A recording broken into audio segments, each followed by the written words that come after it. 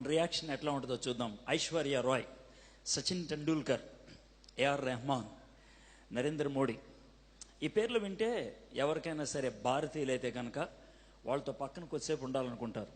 ఒకవేళ ఈ ప్రపంచంలో ఎవరితో అయినా ఒక కప్పు కాఫీ తాగితే బాగుంటుందని అనుకుంటే definitely it must be Aishwarya Rai, ఇండియాలో the most beautiful lady.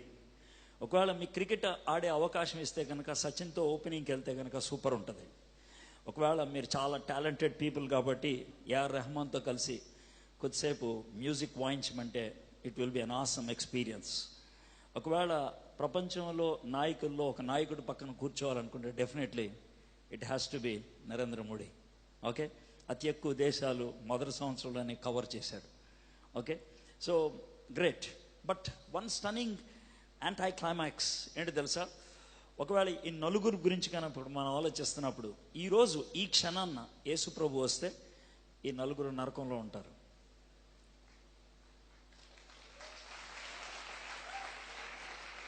I don't wish that, నా కోరిక అది కాదు. వాళ్ళు ఖచ్చితంగా నరకానికి వెళ్తారు అని నేను అంటలేదు. మేబీ యేసు ప్రభు ఒక వారం రోజుల తర్వాత వచ్చి ఈలోగా వాళ్ళకి ఎవరికైనా గాస్పుల్ చెప్పి వాళ్ళు యేసు ప్రభుని అంగీకరిస్తే పరలోకంలోకి వెళ్తారు. But right now at this moment ఒకవేళ కనుక యేసు ప్రభు వస్తే వాళ్ళు ఖచ్చితంగా నరకంలోకి వెళ్తారు. ఎందుకనంటే వాళ్ళకి టాలెంట్ ఉంది, వాళ్ళకి ఎబిలిటీ ఉంది, వాళ్ళకి ఆపర్చునిటీ ఉంది. లేనిదేంటో మనం చూద్దాం. సచిన్ టెండూల్కర్ మనలో చాలా మందికి ఇష్టం. బట్ సచిన్ టెండూల్కర్తో పాటు ఒక క్రికెట్ ప్లేయర్ ఒకే టైంలో వచ్చారు. వాళ్ళిద్దరు కలిసి 631 పరుగుల భాగస్వామ్యం చేశారు. 631 runs partnership in Bombay Ranji trophy. అంత ఎక్కువ పార్ట్నర్షిప్ చేసినటువంటి వాళ్ళు ఇంకా ఎవరు లేరు.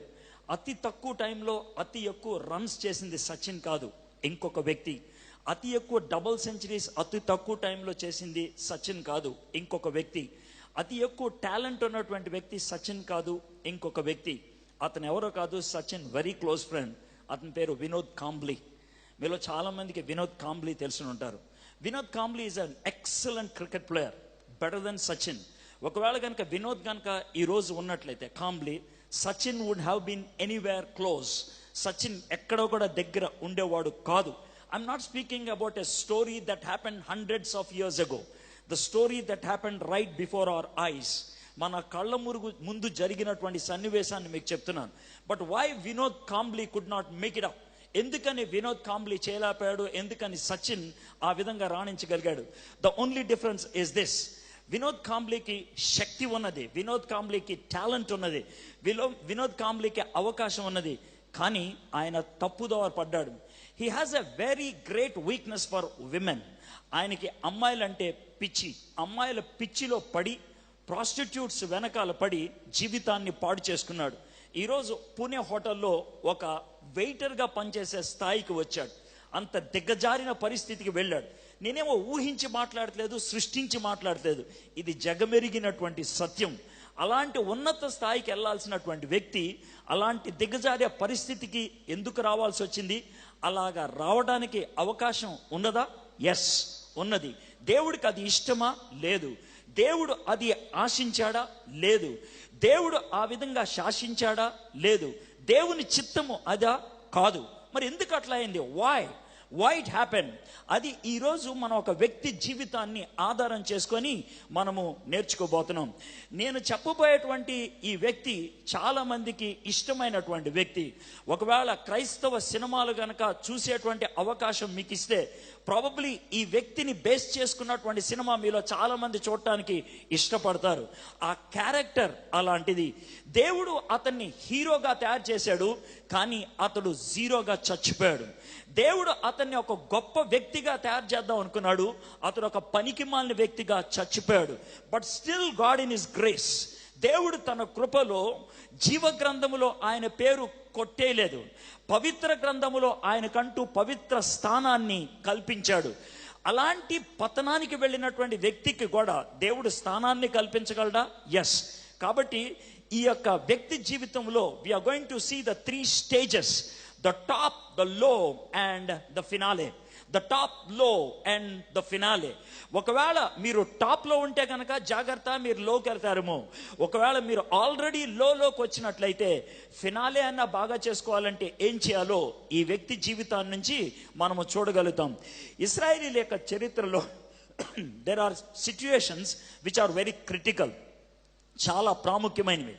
ఆ క్రిటికల్ మూమెంట్స్లో ఉన్నటువంటి నాయకుల జీవితాన్ని దేవుడు మనకి అందించడానికి ప్రయత్నం చేశాడు. మోషే, యెహోషువలు ఇశ్రాయేలుని ఐగుప్తి బానిసత్వం నుంచి తీసుకొని వచ్చి దేవుడు వాగ్దానం చేసినటువంటి దేశంలో పెట్టాడు.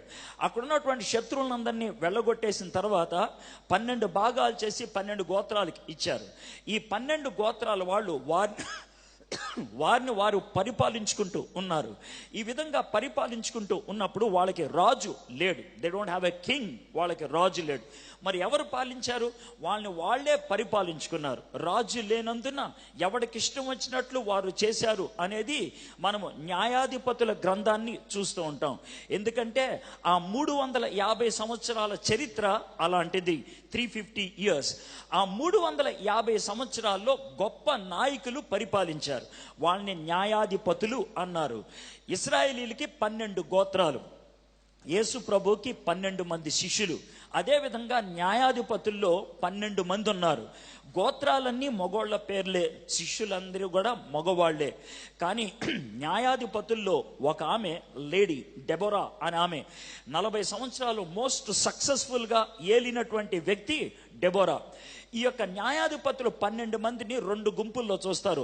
మేజర్ న్యాయాధిపతులు, మేజర్ జడ్జెస్ అండ్ మైనర్ అని చూస్తూ ఉంటారు.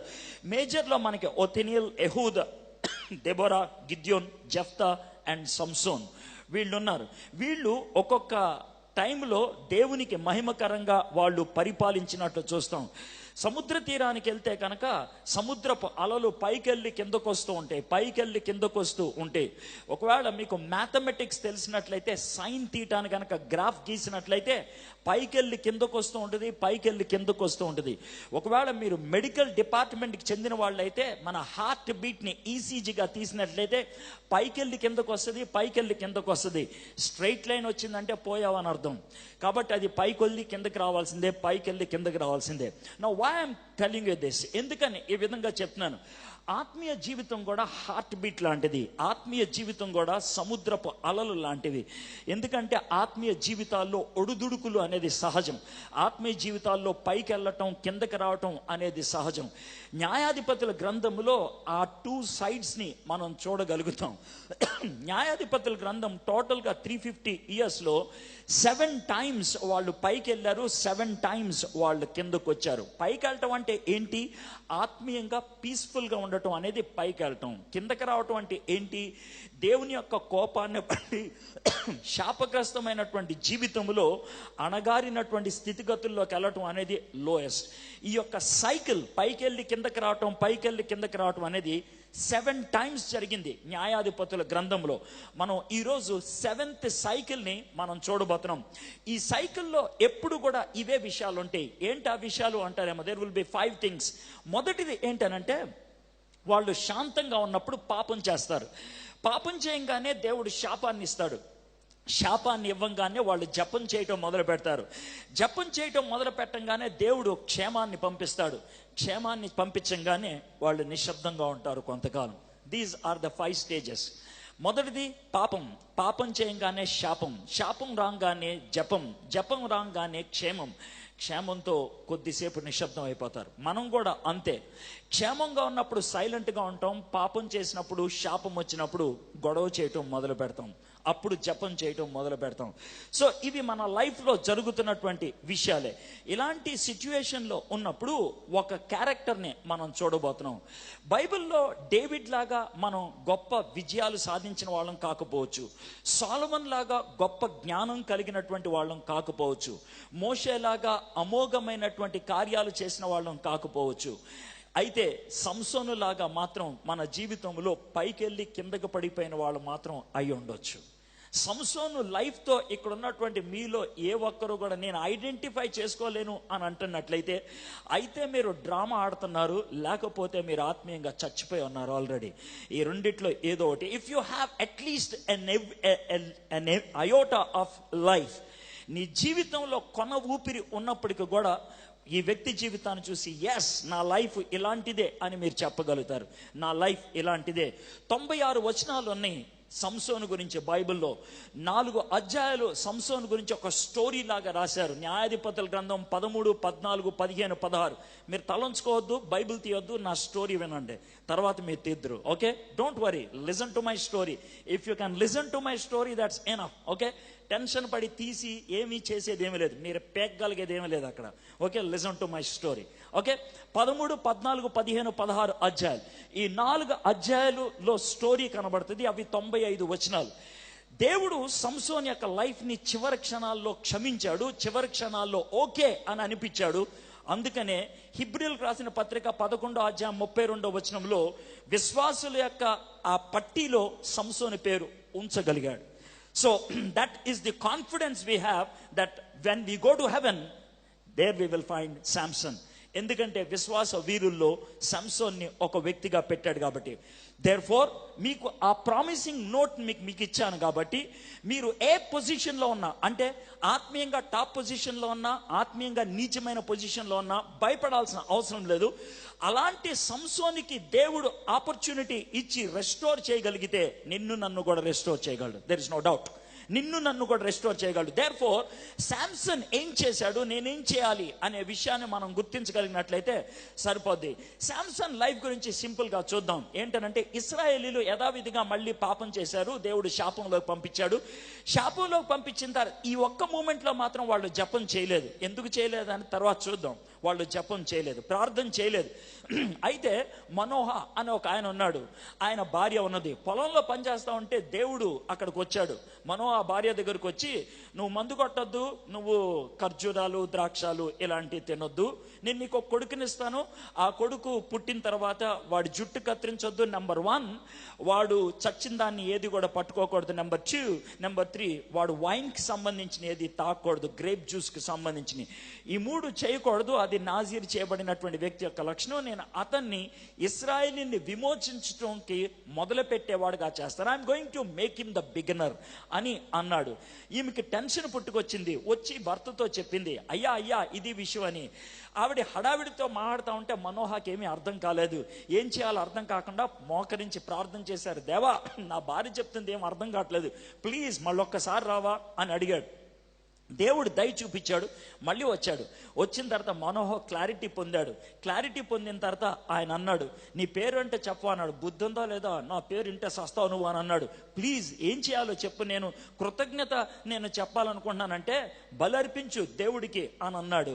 అంటే మనోడు దేవుడికి బలి అర్పిస్తే ఆ హోమము ఈయన వెళ్ళిపోతా ఉంటాడుగా దేవదూత, ఆ దేవదూతతో పాటు వెళ్ళిపోతా ఉంటే వీళ్ళిద్దరూ కూడా కింద అంటే దేవుడే వచ్చాడనమాట. మనం చచ్చిపోతాం ఆయన చూసాం కదా అంటే భార్య అంటదే, పిచ్చోళ్ళలాగా ఉన్నాం, దేవుడు మనల్ని కరుణిస్తేనే కదా మనం ఇచ్చేటువంటి బలిని స్వీకరించేది, ఎందుకు చంపేస్తాడు, సైలెంట్ గా ఉన్నా అన్నాడు. ఇది 13వ అధ్యాయం.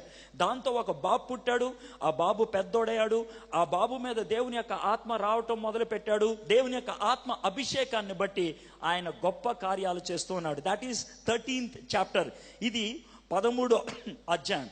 13వ అధ్యాయంలో 2 పదాలు గుర్తుంటే సరిపోద్ది మీకు. ఒకటి ఆరంభం, ఇంకోటి అభిషేకం. ఒకటి ఆరంభం, రెండోది అభిషేకం. Look at these 2 words about Gideon. Gideon గురించి ప్రతి చాప్టర్కి 2 words ఇస్తాను. ఆ 2 words గుర్తుపెట్టుకుంటే మీకు ఆ చాప్టర్ అంతా కూడా మీకు అర్థమవుతుంది. 13th చాప్టర్ ఇస్ ఆరంభం అండ్ అభిషేకం. 14వ అధ్యాయం మేబీ శాంసన్ 30 years అయిన ఉంటుంది. 30 years అన్నప్పుడు ఆయన టిమ్నా అనేటువంటి ఒక ఊరు వెళ్ళాడు. టిమ్నా అనేది యాక్చువల్గా శాంసన్ కొండ మీద ఉంటాడు. టిమ్నా అనేది లోయలో ఉంటుంది, కిందకి వెళ్తే వస్తుంది అనమాట లోయలో. ఆ లోయలోకి వెళ్ళాడు. ఆ లోయలోకి వెళ్తే ఒక అమ్మాయి కనబడింది. అమ్మాయి కడితే ఫిగర్ బాగా అనిపించింది. ఇంటికి వచ్చి డాడీ మమ్మీతో అన్నాడు, మమ్మీ టిమ్నా అనే ఒక ఊరు వెళ్ళాను, సూపర్ ఉన్నది ఫిగర్, పెళ్లి చేసుకుంటాను అన్నాడు.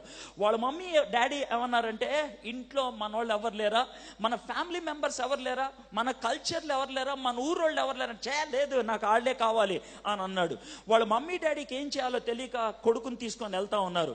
దారిలో ఒక పులి అడ్డొస్తే చపాతి చింపినట్లు 2 ముక్కలు చింపి అవతల పడేశాడు. వెళ్ళిపోయాడు. భార్యను చూసినప్పుడు విపరీతంగా ఆనందించాడు. సూపర్, చూడు ఐశ్వర్య లెక్క ఉన్నది అని మమ్మీ డాడీతో అన్నారు. వాళ్ళకి ఏం చేయాలో అర్థం కాక సరేరా అని అన్నాడు. వెనక్కి వెళ్ళిపోతా ఉన్నాడు. ఆ చచ్చిపోయినటువంటి సింహం యొక్క ఈ కళేబరం ఉంటది కదా, స్కెలిటన్, దాంట్లో ఒక తేనె తట్టు పట్టింది. ఆ తేనె తట్టు తీసి తాగి వాళ్ళ మమ్మీ డాడీకి ఇచ్చాడు. ఇంటికి వెళ్ళిపోయాడు. ఆ తర్వాత భార్యతో పార్టీ చేసుకుందాం అనుకున్నాడు. పార్టీ టైంలో ఒక చిన్న ఆయన చిక్కుముడి వేశాడు. దానికి జవాబు చెప్పలేనటువంటి పరిస్థితిలోకి వస్తే అవతల పార్టీ వాళ్ళంతా ఓడిపోయే పరిస్థితికి వచ్చినప్పుడు టిమ్నాలో ఉన్నటువంటి అమ్మాయిని ఉపయోగించి మీ ఆయన దగ్గర నుంచి ఆ మాట తెప్పిస్తావా లేదా అని అన్నారు. ఆవిడ యథావిధిగా ఏడవటం మొదలు పెట్టింది, చెప్తావా లేదా అని. 7th డే వచ్చేసింది. 7th డే చెప్పేశాడు ఆ మాట. వెళ్ళి వాళ్ళతో చెప్తే వాళ్ళు ఈయన పరువు తీసి మాకెందుకు తెలియదు అనుకున్నావు అని జవాబు చెప్పేశారు. అయిపోయింది. సంసోను ఓడిపోయాడు. కోపం తెచ్చుకొని 30 మందిని చంపేసి వాళ్ళ సామాన్లు తీసుకొచ్చి వీళ్ళకిచ్చి అయిపోయింది అని అనుకున్నాడు. ఆ కోపంతో ఇంటికి వెళ్ళిపోయాడు. ఇది 14వ అధ్యాయం. అవిధేయత, అవమానం. ఇది 14వ అధ్యాయం. అవిధేయత, అవమానం. ఓకే, 15వ అధ్యాయంలోకి వద్దాం. కొంతకాలం అయిపోయింది. ఆ కొంతకాలం అయిన తర్వాత ఒక మేక పిల్లని తీసుకొని మటన్ బిర్యానీ ఇస్తే కనుక భార్య వెనక్కి వచ్చేస్తుంది అనుకొని వెళ్ళిపోయాడు. వెళ్ళి మామగారి దగ్గరికి, మామ వచ్చేసాను, నేను నా భార్య దగ్గరికి వెళ్తాను. ఎక్కడ? నీ భార్యను ఎవడికో ఇచ్చి పెళ్లి చేశా. నువ్వు పెళ్ళైనప్పుడు తోడు పెళ్లి కొడుకున్నాడు కదా, ఆడికిచ్చి పెళ్లి చేసేసా. అవునా? పిచ్చ కోపం వచ్చింది. 300 నక్కలను పట్టుకున్నాడు. 2 నక్కల్ని కలిపి కట్టేసి దానికి ఒక కాగడా లాంటిది కట్టాడు. పొలాల్లో కొదిలేస్తే పొలాలన్నీ కాలిపోయినాయి. ఎవడరా ఈ పొలాలన్నీ కాల్చేసిందంటే సంసోన్ అన్నారు. ఎందుకురా వాడు పొలాలు కాల్చేసిందంటే వాడి భార్యని తోడి పెళ్లి కొడుకిచ్చి చేశాడంట వాళ్ళ మామని.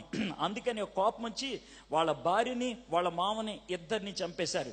ఎంతైతే మటుకు నా భార్యని ఎవడో చంపుతాడా అని కనబడినోళ్ళల్లా కాల్చేద్దాం అనుకున్నాడు.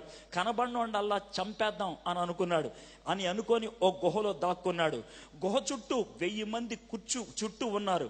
ఆ 1000 మంది ఇతన్ని చంపేద్దాం అనుకున్నారు. ఒక గాడిద దవడ తీసుకొని 1000 మందిని చంపేసి ఒక కుప్పగా పడేసి ఒక మూలకెళ్ళి దాహం వేస్తుంది. అటు ఇటు చూశాడు. తల పైకెత్తి, దేవా చచ్చిపోతున్నా నాకు నీళ్ళు ఇవ్వా అని అన్నాడు. అని అంటే ఒక బండలోంచి నీళ్లు రావటం మొదలు పెట్టాయి. ఆ క్షణాన్న ఆ నీళ్లు తాగటం మొదలు పెట్టాడు. ఒకవేళ మీరు కనుక ఇస్రాయెల్ దేశంకి వెళ్తే ఎన్గది అనేటువంటి ప్రాంతంలో ఇప్పటికీ కూడా ఆ బండలోంచి నీళ్లు రావటం చూస్తాం.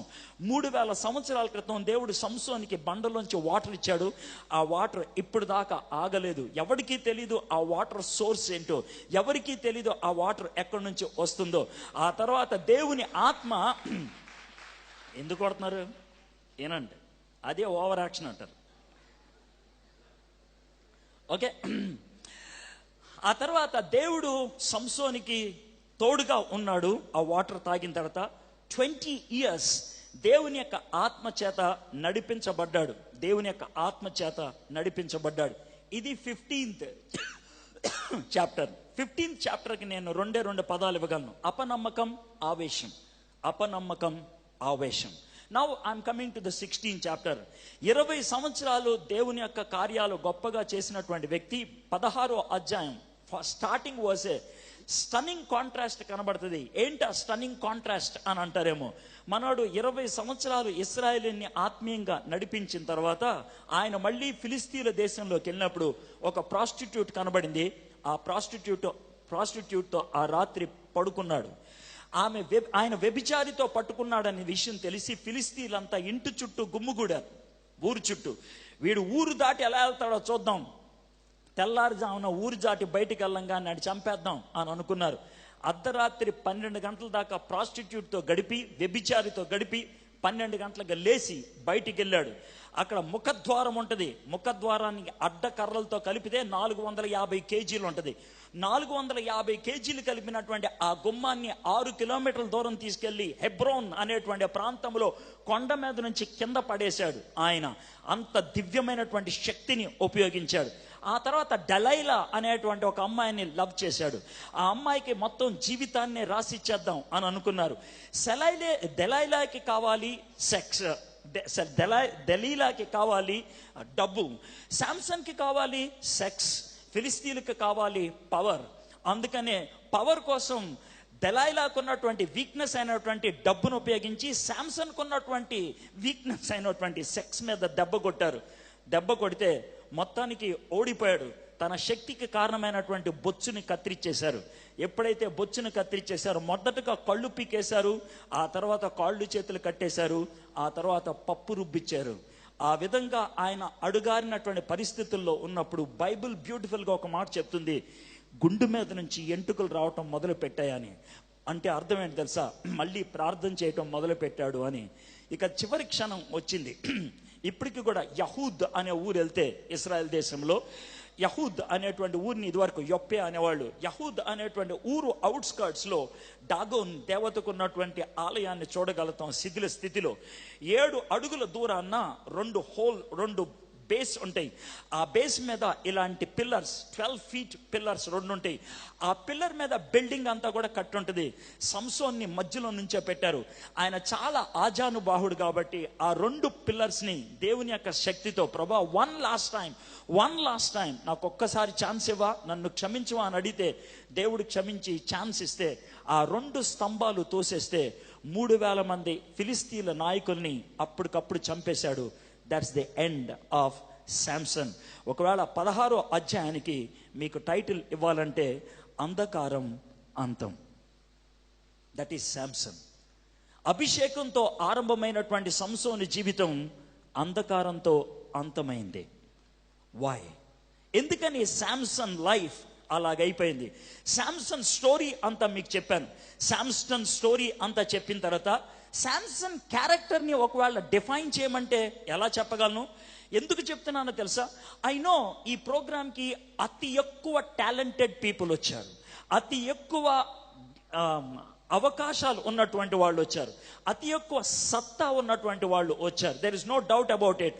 ప్రతి ఒక్కరు కూడా పర్ఫామ్ చేయగలరు. ప్రతి ఒక్కళ్ళు కూడా ఏదో ఒక ప్రత్యేకత ఉంది. ప్రతి ఒక్కళ్ళు ఐ నో సంథింగ్ అని చెప్పుకోగలిగేవాళ్ళు. ప్రతి ఒక్కళ్ళు కూడా ఐ హ్యావ్ సంథింగ్ స్పెషల్ అని అనగలిగేవాళ్ళు. ఎస్, దేవుడు మనల్ని అట్లా తయారు చేశాడు. దేవుడు ఎవరిని కూడా పనికిమాలిన వాళ్ళుగా చేయడు. God will never make a useless person. దేవుడు కనుక ఎవరినైనా యూజ్లెస్ చేసినట్లయితే దేవుడే యూజ్లెస్ అవుతాడు.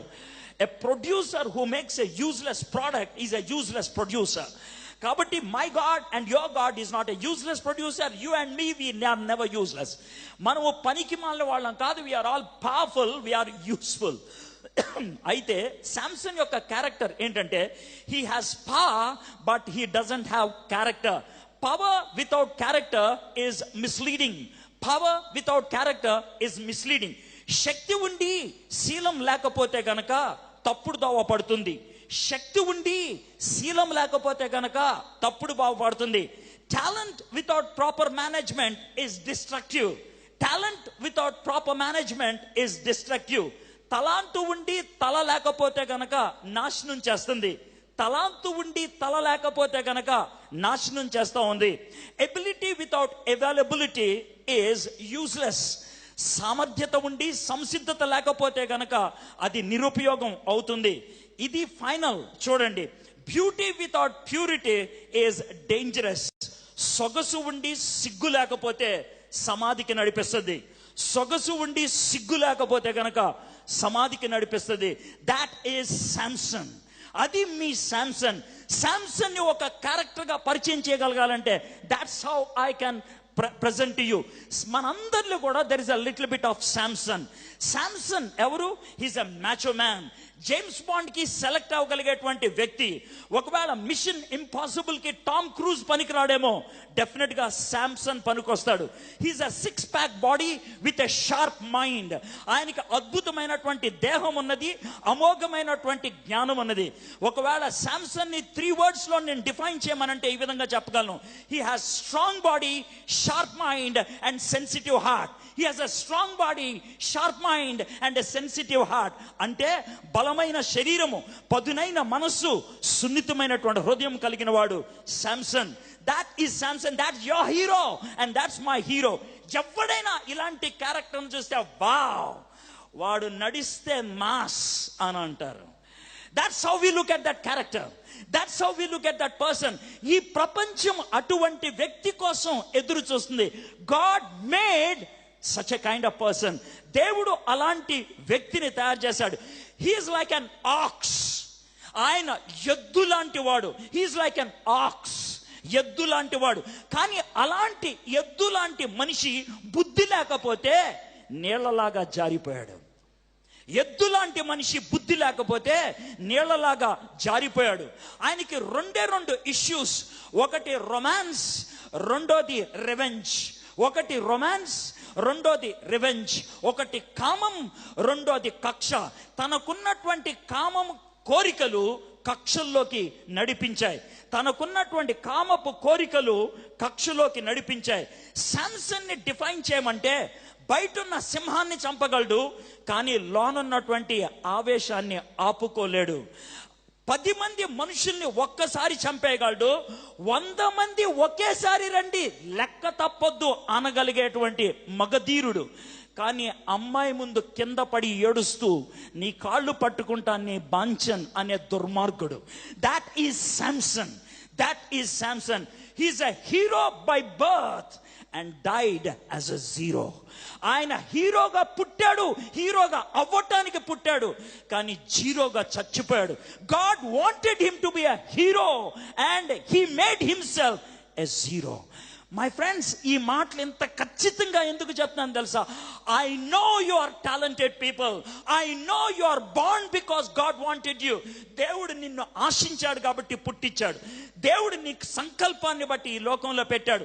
మీలో తలాంతులు ఉన్నటువంటి వాళ్ళు ఉన్నారు, మీలో అభిరుచులు ఉన్నటువంటి వాళ్ళు ఉన్నారు, అమోఘంగా వ్యవహరించేటువంటి వాళ్ళు ఉన్నారు. అయితే శాంసన్ లాగా ఉన్నారేమో ఒక్కసారి ఆలోచించండి.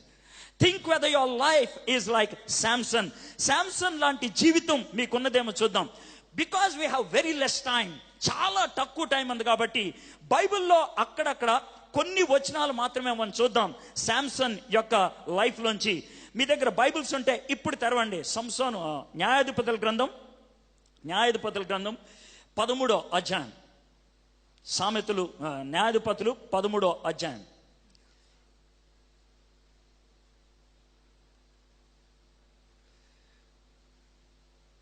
ఓకే. ఇశ్రాయేలీలు మరలా యెహోవా దృష్టికి దోషులు కాగా యెహోవా 40 సంవత్సరములు వారిని ఫిలిస్తీన్ల చేతికి అప్పగించాను. Now look at this. ఇందులో ఒక బ్యూటిఫుల్ లెసన్ ఉంది. ఇశ్రాయేలీలు మరలా యెహోవా దృష్టికి దోషులు కాగా యెహోవా 40 సంవత్సరములు వారిని ఫిలిస్తీన్ల చేతికి అప్పగించను. మై ఫ్రెండ్స్, మనం ఎప్పుడైనా తప్పు చేస్తే, మనం ఎప్పుడైనా దేవునికి దూరం అయితే దేవుడు కొద్ది కాలం ఆగుతాడు. మనం రెక్టిఫై చేసుకుంటామేమో అని, మళ్ళీ వెనక్కి తిరిగి వస్తామేమో అని. దేవుడు పలు విధాలుగా మనకి చెప్పడానికి ప్రయత్నం చేస్తాడు. దేవుడు పలు విధాలుగా వార్నింగ్ ఇస్తాడు. ఆ వార్నింగ్స్ కనుక ఒప్పుకోకపోతే దేవుడు మనల్ని ఏదో ఒక శాపంలోకి తోసేస్తాడు. దేవుడు ఏదో ఒక బాధలోకి తోసేస్తాడు. జబ్బులు వస్తాయి, శాపాలు వస్తాయి, ఓడిపోతాం, సమస్యలు వస్తాయి, పడిపోతాం. ఎందుకో తెలుసా? దేవుడు నువ్వు తప్పు చేస్తున్నావు అని చెప్పినప్పుడు వినకపోతే వచ్చేటువంటి పర్యవసానం. ఇది బైబిల్ చెప్తున్నటువంటి మాట. లైట్ వేస్తే స్విచ్ వెలుగుద్ది, లైట్ వేస్తే ఫ్యాన్ తిరుగుద్ది, రాయి పైకి చెప్తే కింద పడుతుంది. ఎంత ఖచ్చితమో పాపం చేస్తే దేవుడు వార్నింగ్ ఇస్తాడు. వార్నింగ్ వినకపోతే గోబ వాయిస్తాడు.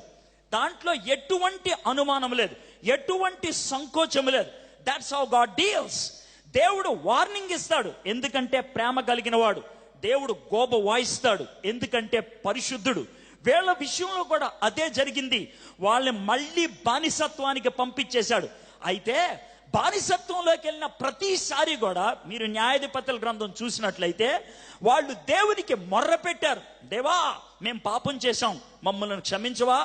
దేవా, మేము తప్పు చేశాం, మమ్మల్ని క్షమించవా అని ప్రతిసారి ప్రార్థన చేశారు. కానీ 13వ అధ్యాయంలో వాళ్ళు ప్రార్థన చేసినట్టు ఎక్కడా లేదు. They did not pray. వాళ్ళు ఎక్కడా ప్రార్థన చేయలేదు. ఎందుకు ప్రార్థన చేయలేదనంటే there are 2 kinds of problems. కొన్ని ప్రాబ్లమ్స్ చాలా స్పెసిఫిక్గా వస్తాయి అన్నమాట. ఆ ప్రాబ్లం ఒక్కసారి రాగా అమ్మో ఇంత ప్రాబ్లం వచ్చిందని దేవా అని అడుగుతాం. కొన్ని ప్రాబ్లమ్స్ వస్తాయి, అది జారుకుంటూ వెళ్ళిపోతున్నట్లు ఉంటుంది. ఆ ప్రాబ్లం వస్తే ప్రాబ్లం వచ్చినట్లు కూడా మనకి తెలియదు. దీనికి ఒక క్లాసిక్ ఎగ్జాంపుల్ మీకు ఇవ్వగలను. కప్ప ఉన్నది కదా, కప్పను కనుక ఒక బౌల్లో హాట్ వాటర్ పోసి, హాట్ వాటర్ ఉన్నటువంటి బౌల్లో కప్పను కనుక ఇసిరితే ఒక్క క్షణంలో ఆ హాట్ వాటర్లోంచి దూకి బయటికి వెళ్ళిపోతుంది. ఎందుకంటే కోల్డ్ వాటర్లో ఉండటం అలవాటు పడినటువంటి కప్ప హాట్ వాటర్లోకి వెళ్ళంగానే ఉండలేదు, దూకి బయటికి వెళ్ళిపోతుంది, చచ్చిపోతానేమో అని. అయిపోయి మార్చుకొని కొద్దిసేపటికి ఆ వాటర్ ఎంత హాట్ అవుతాయి అంటే, ఇప్పుడు నేను బయటికి వెళ్దామంటే బయటికి వెళ్ళలేక లోనే పడి చచ్చిపోద్ది. ఈ లోకంలో ఉన్నటువంటి చాలా మంది యూత్ తమ చుట్టూ ఉన్నటువంటి కల్చర్కి నెమ్మదిగా అడ్జస్ట్ అయిపోతూ ఉంటారు. నెమ్మదిగా పర్వాలేదులే, పర్వాలేదులే, ఎంత పర్వాలేదులే అంటే ఒక పర్టికులర్ మూమెంట్లో అయ్యో బాబోయ్ నేను బయటికి రావాలనుకుంటే యూ కెనాట్ కమ్, బయటికి రాలేవు. అదే పరిస్థితి ఇక్కడ జరిగింది. శాంసన్ ఉన్నటువంటి పరిస్థితిలో they could not come out, వాళ్ళు బయటికి రాలేనటువంటి పరిస్థితి. ఆ పాపమే బాగా అనిపిస్తుంది, ఇది తప్ప అని అనిపిస్తుంది. మీలో చాలా మంది ఆ స్టేటస్ లో ఉన్నారు అని అంటానికి, ఒకవేళ కనుక మీకు క్వశ్చన్ అవర్ ఇచ్చి మిమ్మల్ని క్వశ్చన్స్ అడగమంటే మీరు అడిగే క్వశ్చన్స్ ఎలా ఉంటాయో చెప్తాను నేను. సినిమా చూడటం తప్పని ఎవడన్నాడు? మందు కొడటం తప్పని ఎవడన్నాడు? సిగరెట్ తాగకూడదని బైబిల్లో ఉన్నదా? గర్ల్ ఫ్రెండ్స్ ని మెయింటైన్ చేయకూడదని ఎవడన్నాడు? ఇవి మీరు అడిగేటువంటి ప్రశ్నలు. ఈ ప్రశ్నలే నాకు చెప్పుతున్నాయి మీరు ఎలాంటి జీవితాన్ని ఆనందిస్తున్నారు, ఎలాంటి జీవితానికి అడ్జస్ట్ అయిపోయారు. రోడ్డు మీద నడుచుకుంటూ వెళ్తున్నప్పుడు పక్కన పబ్లిక్ టాయిలెట్స్ ఉన్నాయి అనుకోండి, శౌచాలయ, దాన్ని దాటేటప్పుడు ఎవడైనా ముక్కు మూసుకుంటాడు. ఎందుకో తెలుసా? ఉత్సవాసన దరిద్రంగా ఉంటుంది, పెంట వాసన దరిద్రంగా ఉంటుంది. కానీ అదే టాయిలెట్లో, అదే శౌచాలయంలో నీళ్లు పోయడానికి వాడు కూర్చుంటాడు, వాడు ఎప్పుడు ముక్కు మూసుకోడు. ఎందుకో తెలుసా? వాడికి ఆ లైఫ్ అడ్జస్ట్ అయిపోయింది. పాపపు జీవితానికి అడ్జస్ట్ అయిపోతే, పాపపు లైఫ్ కి అడ్జస్ట్ అయితే, ఇది తప్పడని ఎవడన్నాడు రా, ఇది పెంట వాసన ఎవడన్నాడు, ఉత్సవాసన బాగోదని ఎవడన్నాడు, అద్భుతం తెలుసా అంటాడు వాడు. That's the kind of life. పాపం అందంగా కనబడుతుంది, పాపం స్వీట్ గా కనబడుతుంది, పాపం సాఫ్ట్ గా కనబడుతుంది. పాపంకు ఉన్నటువంటి 3 డేంజరస్ క్యారెక్టర్స్ ఏంటి తెలుసా? పాపం చేస్తూ ఉన్నప్పుడు 3 things will happen. నెంబర్ 1, నువ్వు అనుకునే టైం కంటే ఎక్కువసేపు ఉండిపోవాల్సి వస్తుంది. నువ్వు అనుకునే టైం కంటే ఎక్కువసేపు ఉండాల్సి వస్తుంది. 5 నిమిషాలు అనుకుంటావు, కానీ 5 నిమిషాల తర్వాత పాపం పంపించేదు, 50 నిమిషాలు చేస్తుంది అది. Sin will take you longer. Number 2, రెండోది, పాపం చేస్తున్నప్పుడు అక్కడ దాకా వెళ్దాం అనుకుంటావు, కానీ ఫైనల్గా వేరే చోటకి వెళ్ళిపోతావు. It will take you farther, చాలా దూరం తీసుకెళ్ళిపోతుంది. ఇట్ టేక్స్ యూ ఫార్దర్, చాలా దూరం.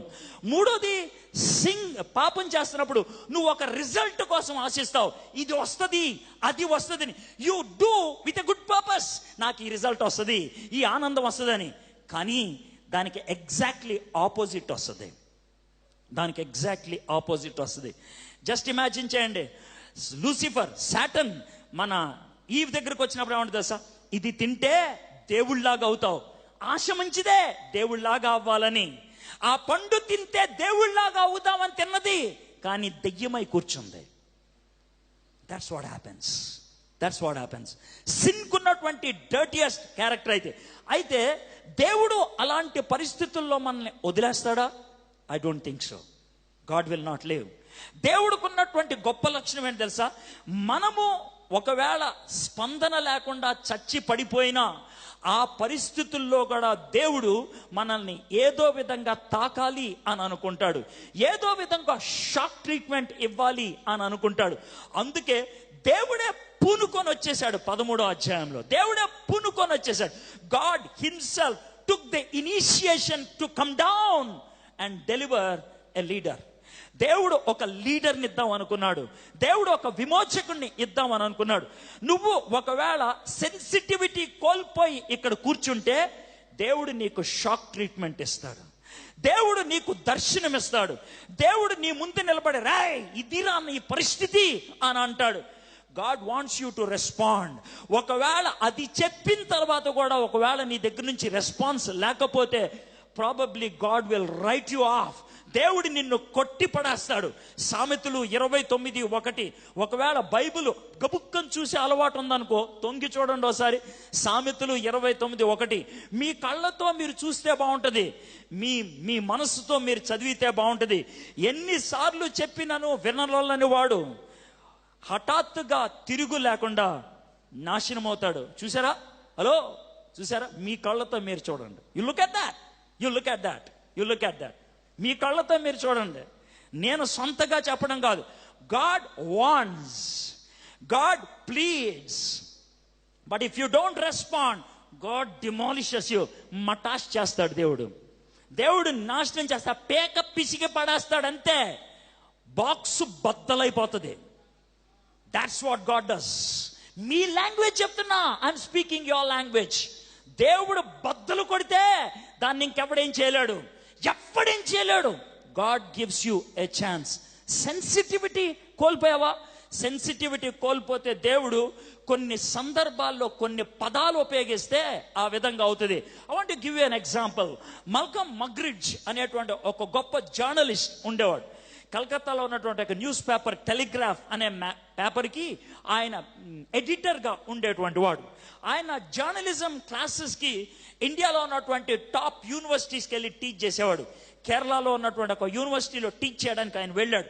మార్నింగ్ 5 o'clockకి వాక్కి వెళ్ళటం ఆయనకు అలవాటు. He was 40 years old at that time. 40 సంవత్సరాల మల్కమ్ మగ్రిడ్జ్ రోడ్డు మీద చెరువు పక్కన నడుచుకుంటూ వెళ్తున్నాడు. ఇట్ వాజ్ అ పాండ్, ఒక చెరువు. మార్నింగ్ 5 o'clockకి అయితే సూర్యకిరణాలు నెమ్మదిగా వస్తున్నాయి. మసకగా ఉంది. నడుచుకుంటూ వెళ్తుంటే ఆ చెరువులో ఒక అమ్మాయి స్నానం చేస్తుంది. ఆ అమ్మాయి యంగ్ గర్ల్ అనే విషయం ఆయనకు అర్థమైపోయింది సైజును బట్టి. కాబట్టి ఆ అమ్మాయిని దగ్గర నుంచి చూద్దాం అనుకున్నాడు. ఎందుకంటే షీ వాజ్ నూడ్ అని అర్థమైపోతుంది. బట్టలేమీ లేవు ఆమెకి, స్నానం చేస్తుంది. He wanted to see her very close, చాలా దగ్గర నుంచి. అందుకే నీళ్ళల్లో మునిగి నీళ్ళల్లో పాక్కుంటూ వెళ్ళి ఆ అమ్మాయి అంత దూరంలో ఉంటే పైకి లేచి చూశాడు ఆ అమ్మాయిని దగ్గర నుంచి చూద్దామని. ఆ అమ్మాయి తనకున్నటువంటి డిగ్నిటీతో నూడిటీని కాపాడుకుందామని చేతులు అడ్డు పెట్టుకుంటా ఉంది. అయితే షీ కుడ్ నాట్, ఆమె అడ్డు పెట్టుకోలేకపోయింది. తన చేతుల్ని చూశాడు, తన ముఖాన్ని చూశాడు, తన తలకాయను చూశాడు. చీ అని అరిచాడు. ఏ ఫిగర్ బాలేదా అని నువ్వు అనొచ్చు. మీ లాంగ్వేజ్ అది, నాకు తెలుసు, అది మీ లాంగ్వేజ్. కానీ ప్రాబ్లం ఏంటి తెలుసా? నీకు చీమీనెత్తుంటే, మనిషివైతే, మానవ జన్మ ఎత్తిన వ్యక్తివైతే తన రియాక్షన్ చూడండి.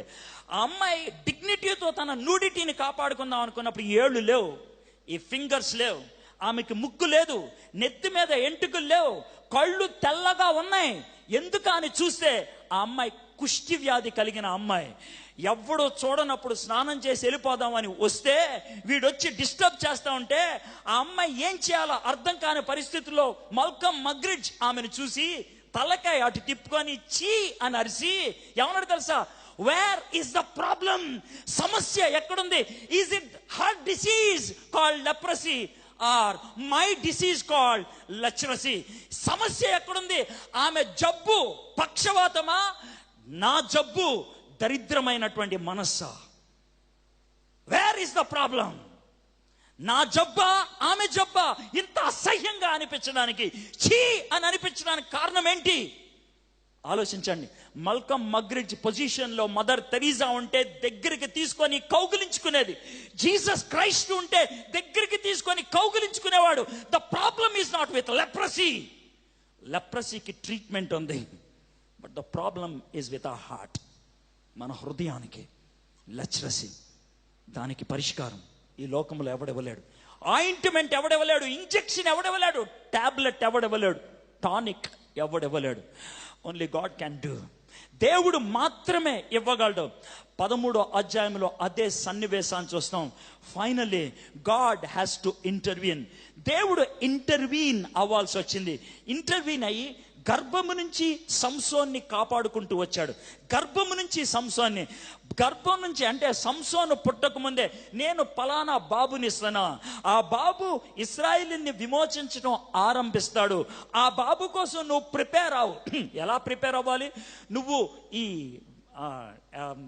మత్తు పదార్థాలు ఏమి ముట్టుకోకూడదు, చచ్చిన దాన్ని ఏది పట్టుకోకూడదు, 9 నెలల్లో కూడా చాలా జాగ్రత్తగా ఉండాలి. ఆ విధంగా ఆమెను పెంచమని అడిగాడు. You know, when you are in your mother's womb, God protected you. You know, before you were born, God had a plan for you. నువ్వు పుట్టక ముందే దేవుడికంటూ ఒక ప్లాన్ ఉన్నది. ఈ లైట్ని తెచ్చారే, తెచ్చిన తర్వాత సార్ ఈ లైట్ ఎక్కడ పెట్టమంటారండి అని ఎవడన్నా అడుగుతాడా? అడగడు. అడుగుతాడా? కెమెరా పట్టుకున్నాడు కదా, ఆయనకి చెవులకి హెడ్ ఫోన్ పెట్టుకున్నాడు కదా, హెడ్ ఫోన్ దీన్ని ఎక్కడ పెట్టుకోవాలరా అని అంటే నీకు హెడ్ లేదారా అని అంటాం మనం. అవునా కదా? హెడ్ ఫోన్ తెచ్చేవాడికి తెలుసు అది హెడ్కి పెట్టుకోవాలని, లైట్ తెచ్చేవాడికి తెలుసు నా ఫేస్ చూపించాలని. దేవుడు నిన్ను పుట్టించక ముందు తెలుసు నిన్ను ఎక్కడ పెట్టాలో. He knows you.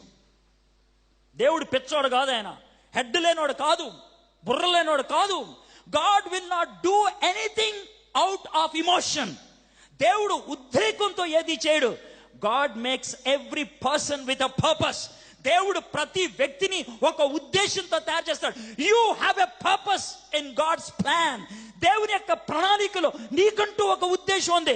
దేవుడు సంసోనికి ఒక ఉద్దేశాన్ని ఇచ్చాడు. ఏంటి? విమోచించడం మొదలు పెట్టాలి. దేవుడు నీకు కూడా ఇచ్చాడు. అది ఎప్పుడు తెలుస్తుంది? When will you know the purpose for which you are made. దేవుడు నిన్ను ఎందుకు సృష్టించాడు నీకు ఎప్పుడు తెలుస్తుంది? When you spend time with God.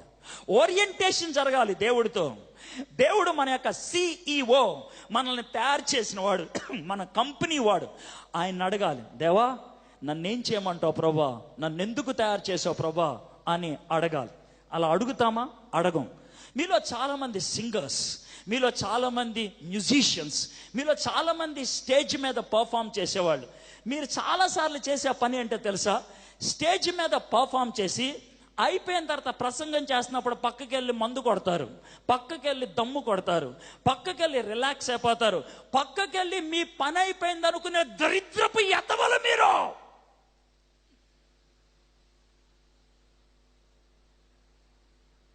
I know that.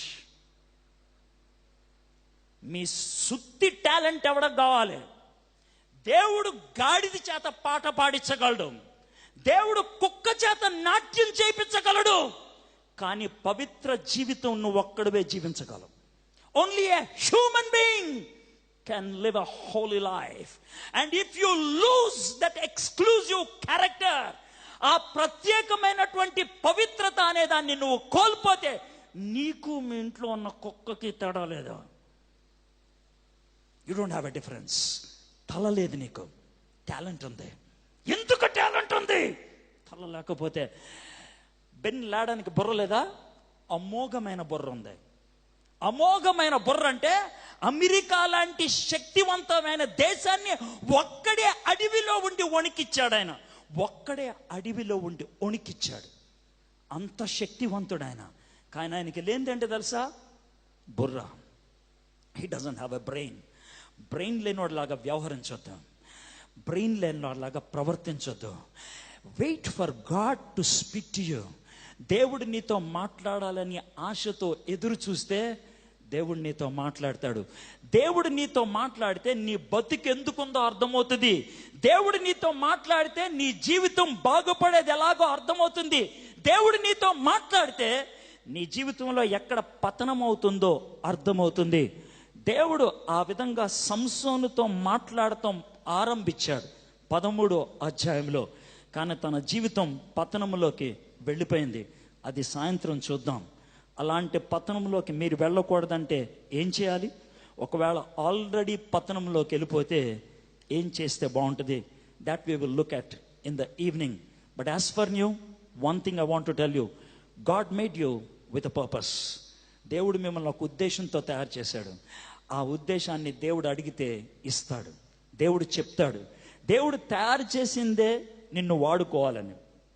దేవుడు నిన్ను తయారు చేసిందే ఒక పజిల్లో పెట్టాలని నిన్ను. ఆ పజిల్లో నువ్వు లేకపోతే పజిల్ పూర్తి కాదు. కాబట్టి ఆ పజిల్ పూర్తి అవ్వాలంటే దేవుడి సన్నిధిలోకి వెళ్ళి, ప్రభా, what is this life? What am I living for? What is the purpose of my life? నా జీవితానికి పరిపూర్ణత ఎప్పుడు వస్తుంది ప్రభా? నా జీవితానికి వావ్ అని ఎప్పుడు అనిపిస్తుంది ప్రభా? When can I be satisfied with my life? నా జీవితంతో నేను ఎప్పుడు పరిపూర్ణం అవుతాను ప్రభా, సంతృప్తి చెందుతాను ప్రభా? ఎందుకంటే ఇక్కడున్న ప్రతి ఒక్కరిని దేవుడు ఉద్దేశపూరితంగా తయారు చేశాడు. Want to give you 2 illustrations and conclude. ఒక ఇలస్ట్రేషన్, ఒక ఆమె వాళ్ళ బాబుని తీసుకొని సూపర్ మార్కెట్కి వెళ్ళింది. పిల్లలు సూపర్ మార్కెట్కి వెళ్తే నాకు అది కావాలి, ఇది కావాలి, అది కావాలని విసిగిస్తారు. ఆ మమ్మీ చాలా తెలియగలిగింది. ఏం చేసిందంటే ఆ మమ్మీ వాడికి $1 ఇచ్చిందంట. మన భాషలో చెప్తే ₹1 ఇచ్చిందంట. అరే రూపాయి ఇస్తున్నాను రా, నీకేం కావాలంటే అది కొనుక్కో అని ఈమె షాపింగ్ అంతా చేస్తుందంట. $1,629 షాపింగ్ చేసింది ఆమె. $1,629 షాపింగ్ చేసింది ఆమె. క్రెడిట్ కార్డు ఇచ్చేసింది, స్వైప్ అయిపోయింది, బిల్లు కూడా వచ్చేసింది. సామాన్లన్నీ కూడా ట్రాలీ పెట్టుకొని నుంచుంది, చూస్తా ఉంది. ఒక 2-3 మినిట్స్ అయిన తర్వాత, రే $1,629 కొన్నాను, నీకు బోడి ₹1 ఇచ్చాను, ఏంట్రా ఇంకా కొంటున్నావు అంటే వాడు వెనక్కి తిరిగి అన్నాడంట, మమ్మీ నీకు దగ్గర చాలా డబ్బులున్నాయి, అవకాశాలు ఎక్కువ ఉన్నాయి, నాకున్నది ఒకే ₹1. I have to make the best use of it. నాకు దగ్గర ఉన్నది ఒకటే ₹1. I have to make best use of it. నీ దగ్గర చాలా ఉన్నాయి. మై ఫ్రెండ్స్, మనకున్నది ఒకటే ఒక లైఫ్. మళ్ళీ రాదు ఈ లైఫ్, మళ్ళీ జీవించడానికి లేదు ఇది, మళ్ళీ తిరిగి రాదు ఇది. ఒక్కటే life. The best we have to live. శ్రేష్టమైనటువంటి జీవితాన్ని జీవించాలి. తప్పుడు అడుగేస్తే, జీవితం తప్పుదోవ పడితే మళ్ళీ సరిదిద్దుకోవడానికి అవకాశం ఉండదేమో. అందుకే నేను అడుగుదాం, ప్రభా, am I on the right path? Am I living the right life? నేను సరి అయినటువంటి జీవితాన్ని జీవిస్తున్నా లేదా అని. ఇది మొదటిది. రెండోది, ఒక పాస్టర్ గారు సాటర్డే ఈవినింగ్ వాక్యాన్ని సిద్ధపడుతున్నాడంట. ప్రిపేర్ అవుతూ ఉంటే వాళ్ళ చిన్న బాబు వచ్చి, డాడీ మన ఇద్దరం ఆడుకోవాలి అన్నాడంట. బాబుని విసికించడం ఇష్టం లేదు, చీ కొట్టడం ఇష్టం లేదు. అరే నేను మెసేజ్ ప్రిపేర్ అవుతున్నాను, సరే ఒక పని చేద్దాం అని తను ఒక ప్రపంచ పటాన్ని, వరల్డ్ మ్యాప్ని చూపించాడంట. దిస్ ఈజ్ వరల్డ్ మ్యాప్ అని అన్నాడంట. వాడికి ఏమర్థం అవుద్ది? చిన్నపిల్లాడు, మేబీ ఫస్ట్ క్లాస్ చదువుతున్నాడేమో. వాడికి ఏమర్థం అవుద్ది? ఏం అర్థం కాదు. దీన్ని గ్రీన్లాండ్ అంటారు, దీన్ని ఆస్ట్రేలియా అంటారు, దీన్ని ఆఫ్రికా అంటారు, దీన్ని అమెరికా అంటారు. వాడు అలాగా పిచ్చోళ్ళలాగా చూస్తూ ఉన్నాడు. వాడు చూస్తూ ఉంటే ఆ వరల్డ్ మ్యాప్ని చింపేశాడు, ముక్కలుగా ఇంతెంత ముక్కలు చింపి ఒక ప్లేట్లో వేసి, పో నువ్వు వెళ్ళి వీటినన్నిటిని జిగ్జా పజల్ లాగా కలిపేసి మళ్ళీ వరల్డ్ మ్యాప్ చేసుకొని రా అన్నాడంట. అనుకున్నాడు డాడీ, వాడు ఇంకెప్పటికీ రాడు, నన్ను ఎవరు డిస్టర్బ్ చేయడని. 20 మినిట్స్లో వరల్డ్ మ్యాప్తో వచ్చేసాడు కొడుకు, స్టిక్కర్స్ అతికిచ్చేసి. డాడీ ఇదిగోండి వరల్డ్ మ్యాప్ అని అన్నాడు. డాడీ షాక్ తిన్నాడు. రే ఏంట్రా ఇది, how could you do this, ఎలా చేయగలగవు అంటే, ఏం లేదు డాడీ చాలా సింపుల్ అని అంటే, మెంటల్ లాగా మాట్లాడకరా, సింపుల్ ఏంట్రా బాబు అని అంటే, డాడీ ఏం లేదు డాడీ, కాగితాలు చూస్తూ ఉంటే కన్ను కనబడింది, మనిషికి 2 కన్నులు ఉంటాయి కదా, 2వ కన్ను కోసం చూశాను, 2 కళ్ళు కనబడ్డాయి, 2 కళ్ళు కింద ముక్కు ఉంటుందిగా, ముక్కు కోసం చూశాను, ముక్కు వచ్చింది, పైన కనుబొమ్మలు, పైన ఫోర్ హెడ్, తలకాయ, కింద గెడ్డం, పక్కన చెవులు, ఆ తర్వాత ఛాతీ, చేతులు, కాళ్ళు, ఏంట్రా ఇది అన్నాడంటే, ఏమో డాడీ ఇలా నుంచున్న మనిషి ఒకడు వచ్చాడు, స్టిక్కర్ వచ్చి వెనక్కి తిప్పానన్నాడు. ఆ వరల్డ్ మ్యాప్ వెనకాల నుంచున్న మనిషి బొమ్మ ఉంది. మనిషి బొమ్మ సెట్ అయితే ప్రపంచం సెట్ అయిపోయింది. నీ లైఫ్ సెట్ అయితే వరల్డ్ సెట్ అవుద్ది. ప్రాబ్లం వరల్డ్తో కాదు, నీతో. The problem is not with the world, is with you. ఎందుకో తెలుసా? పాడవుతున్న లోకాన్ని బాగు చేయడానికి దేవుడు నిన్ను పంపించాడు. పాడవుతున్నటువంటి లోకానికి బాగు చేయాల్సిన నువ్వే పాడైపోతే ప్రపంచం ఎంత దరిద్రంగా కనిపిస్తుందో చూడు. నీకు వరల్డ్ దరిద్రంగా కనబడుతుందా? నీకు వరల్డ్ జీవించడానికి చీ అని అనిపించేటట్లు కనబడుతుందా? The problem is not with the world, is with you. My friends, we need to set our lives right with God first. దేవుడితో మన జీవితాన్ని సెట్ రైట్ చేసుకుందాం. మన జీవితానికి మీనింగ్ ఉంటుంది. మనం జీవిస్తున్నటువంటి వరల్డ్లో ఒక అర్థం ఉంటుంది. తల వంచండి, కళ్ళు మూసుకోండి. శాంసన్ యొక్క లైఫ్ని మళ్ళీ ఈవినింగ్ చూడబోతున్నాం. But today we had an intro. Samson చాలా టాలెంటెడ్ పర్సన్, మీకు తెలుసు, చాలా శక్తివంతమైనటువంటి వాడు. కానీ బుర్రలేనటువంటి వాడిగా వ్యవహరించాడు, జీవితాన్ని నాశనం చేసుకున్నాడు. హీరోగా ఉండడానికి హీరోగా తయారు చేసి పంపించాడు దేవుడు ఈ లోకంలోకి. కష్టపడి హీరో అవ్వలేదు శాంసన్, దేవుడే చేశాడు హీరోగా. కానీ కష్టపడి జీరో అయిపోయాడు ఆయన. కష్టపడి జీరో అయిపోయాడు. దేవుడు కొండ మీద తీసుకెళ్ళి కూర్చోపెట్టాడు. కష్టపడి లోయలోకి వచ్చి పడి చచ్చాడు ఆయన. వాయ్? ఎందుకో తెలుసా? తన జీవితం దేవునితో ఉండాల్సిన విధంగా లేదు. నీ లైఫ్లో అలాంటి పతన స్థితికి వెళ్ళిపోయావా? నీ లైఫ్లో అలాంటి దుర్మార్గపు స్థితిగతుల్లోకి వెళ్ళావా? ప్రాబబ్లీ దేవుడితో నీకు ఉండాల్సినటువంటి లింక్ లేదేమో, దేవుడితో నీకు ఉండాల్సినటువంటి ఆ కనెక్టివిటీ లేదేమో, దేవుడితో ఉండాల్సినటువంటి ఆ చక్కటి సంబంధం లేదేమో. ఒకవేళ అలాంటి పరిస్థితుల్లో ఉంటే ఈరోజు నీ లైఫ్ని సెట్ చేసుకోవాలి. ఈ లైఫ్ సెట్ చేసుకో. లార్డ్, యూ మేడ్ మీ, నన్ను తయారు చేసావు. నేను నిన్ను అడగలేదు ప్రభా నన్ను పుట్టించని, మా అమ్మ నాన్న అడగలేదు ప్రభా నన్ను పుట్టించని, ఈ లోకం అడగలేదు ప్రభా నన్ను పుట్టించని. నువ్వు డిసైడ్ చేసుకున్నావు. You decided and you have made this decision. ప్రభా నువ్వు నన్ను తయారు చేయాలని నిర్ణయించుకున్నావు, నన్ను తయారు చేసావు. నన్ను ఈ లోకంలోకి పంపించినప్పుడు ఒక ఉద్దేశంతో పంపించావు ప్రభా. నాయన ఆ ఉద్దేశాన్ని నేను జారి విడుచుకున్నట్లున్నాను. యు గేవ్ మీ టాలెంట్స్, నాకు తలాంతులు ఇచ్చావు. You gave me all types of opportunities. కానీ నేను మిస్ అయిపోయాను ప్రభా, నేను మిస్ అయిపోయాను. నా లైఫ్ని నేను పాడు చేసుకున్నాను ప్రభా. ఐఎమ్ సారీ, నన్ను క్షమించు ప్రభా. ఐఎమ్ సారీ, నన్ను క్షమించు ప్రభా. ఒకవేళ క్షమించమని అడిగితే దేవుడు క్షమించేవాడు. దేవుడు పేతుర్ని నాయకుడిగా ఉండటానికి పిలిచాడు. కానీ పేతురు ఒక చిన్న పాప ముందు భయపడి ఆయన ఎవడో నాకు తెలియదని వెళ్ళిపోయాడు. దేవుడు అయిపోయిందిరా అని అనలేదు. పేతురికి ఆపర్చునిటీ ఇచ్చాడు మరొక్కసారి. పేతురు రెస్టోర్ అయ్యాడు. పేతురు క్షమించమని అడగడానికి ఇష్టపడ్డాడు. అదే పేతుర్ని మళ్ళీ నాయకుడిగా వాడుకోవడానికి ఇష్టపడ్డాడు. డేవిడ్ని నా హృదయానుసారుడు అని అన్నాడు. బెత్షెబాతో పాపం చేశాడు. పాపాన్ని కప్పడానికి వాళ్ళ భర్తని చంపేశాడు. దేవుడు కొట్టిపడేయలేదు డేవిడ్ని. డేవిడ్కి మరొక్కసారి ఛాన్స్ ఇచ్చాడు. దేవుడు రెస్టోర్ చేశాడు. దావీదు కుమారుడు అని పిలుచుకున్నాడు యేసయ్య. My friends, you have a chance. దేవుడు నిన్ను ఈ కాన్ఫరెన్స్కి తెచ్చింది దేవుడితో నువ్వు సమాధాన పడాలని. పీస్ కాన్ఫరెన్స్ అన్నారు కదా. దేవుడితో సమాధాన పడాలి. దేవుడితో సమాధాన పడాలంటే నీ లైఫ్ ఎందుకు ఈ లోకంలోకి వచ్చింది, దేవుడు నిన్నెందుకు తయారు చేశాడో మనము ఆలోచిద్దాం.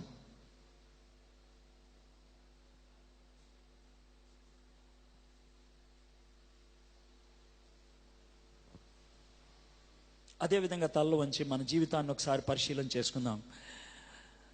శాంసన్ని దేవుడు ఏ విధంగా ఒక ఉద్దేశంతో తయారు చేశాడో దేవుడు మనల్ని కూడా ఒక ఉద్దేశంతో తయారు చేశాడు. శాంసన్కి దేవుడు ఆపర్చునిటీస్ ఇచ్చాడు. దేవుడు ఈ రోజు నీకు ఆపర్చునిటీ ఇస్తున్నాడు.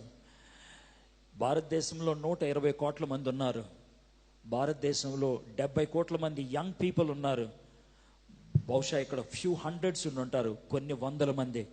దేవుడు మీతో మాట్లాడటానికి వేరుపరుచుకున్నాడు దేవుడు ఈ సమయాన్ని, ఈ ఆపర్చునిటీని. కాబట్టి ఈ అవకాశాన్ని జారవిడ్చుకోవద్దు. God wants to talk to you and we're only in the beginning. ఆరంభంలో ఉన్నాం.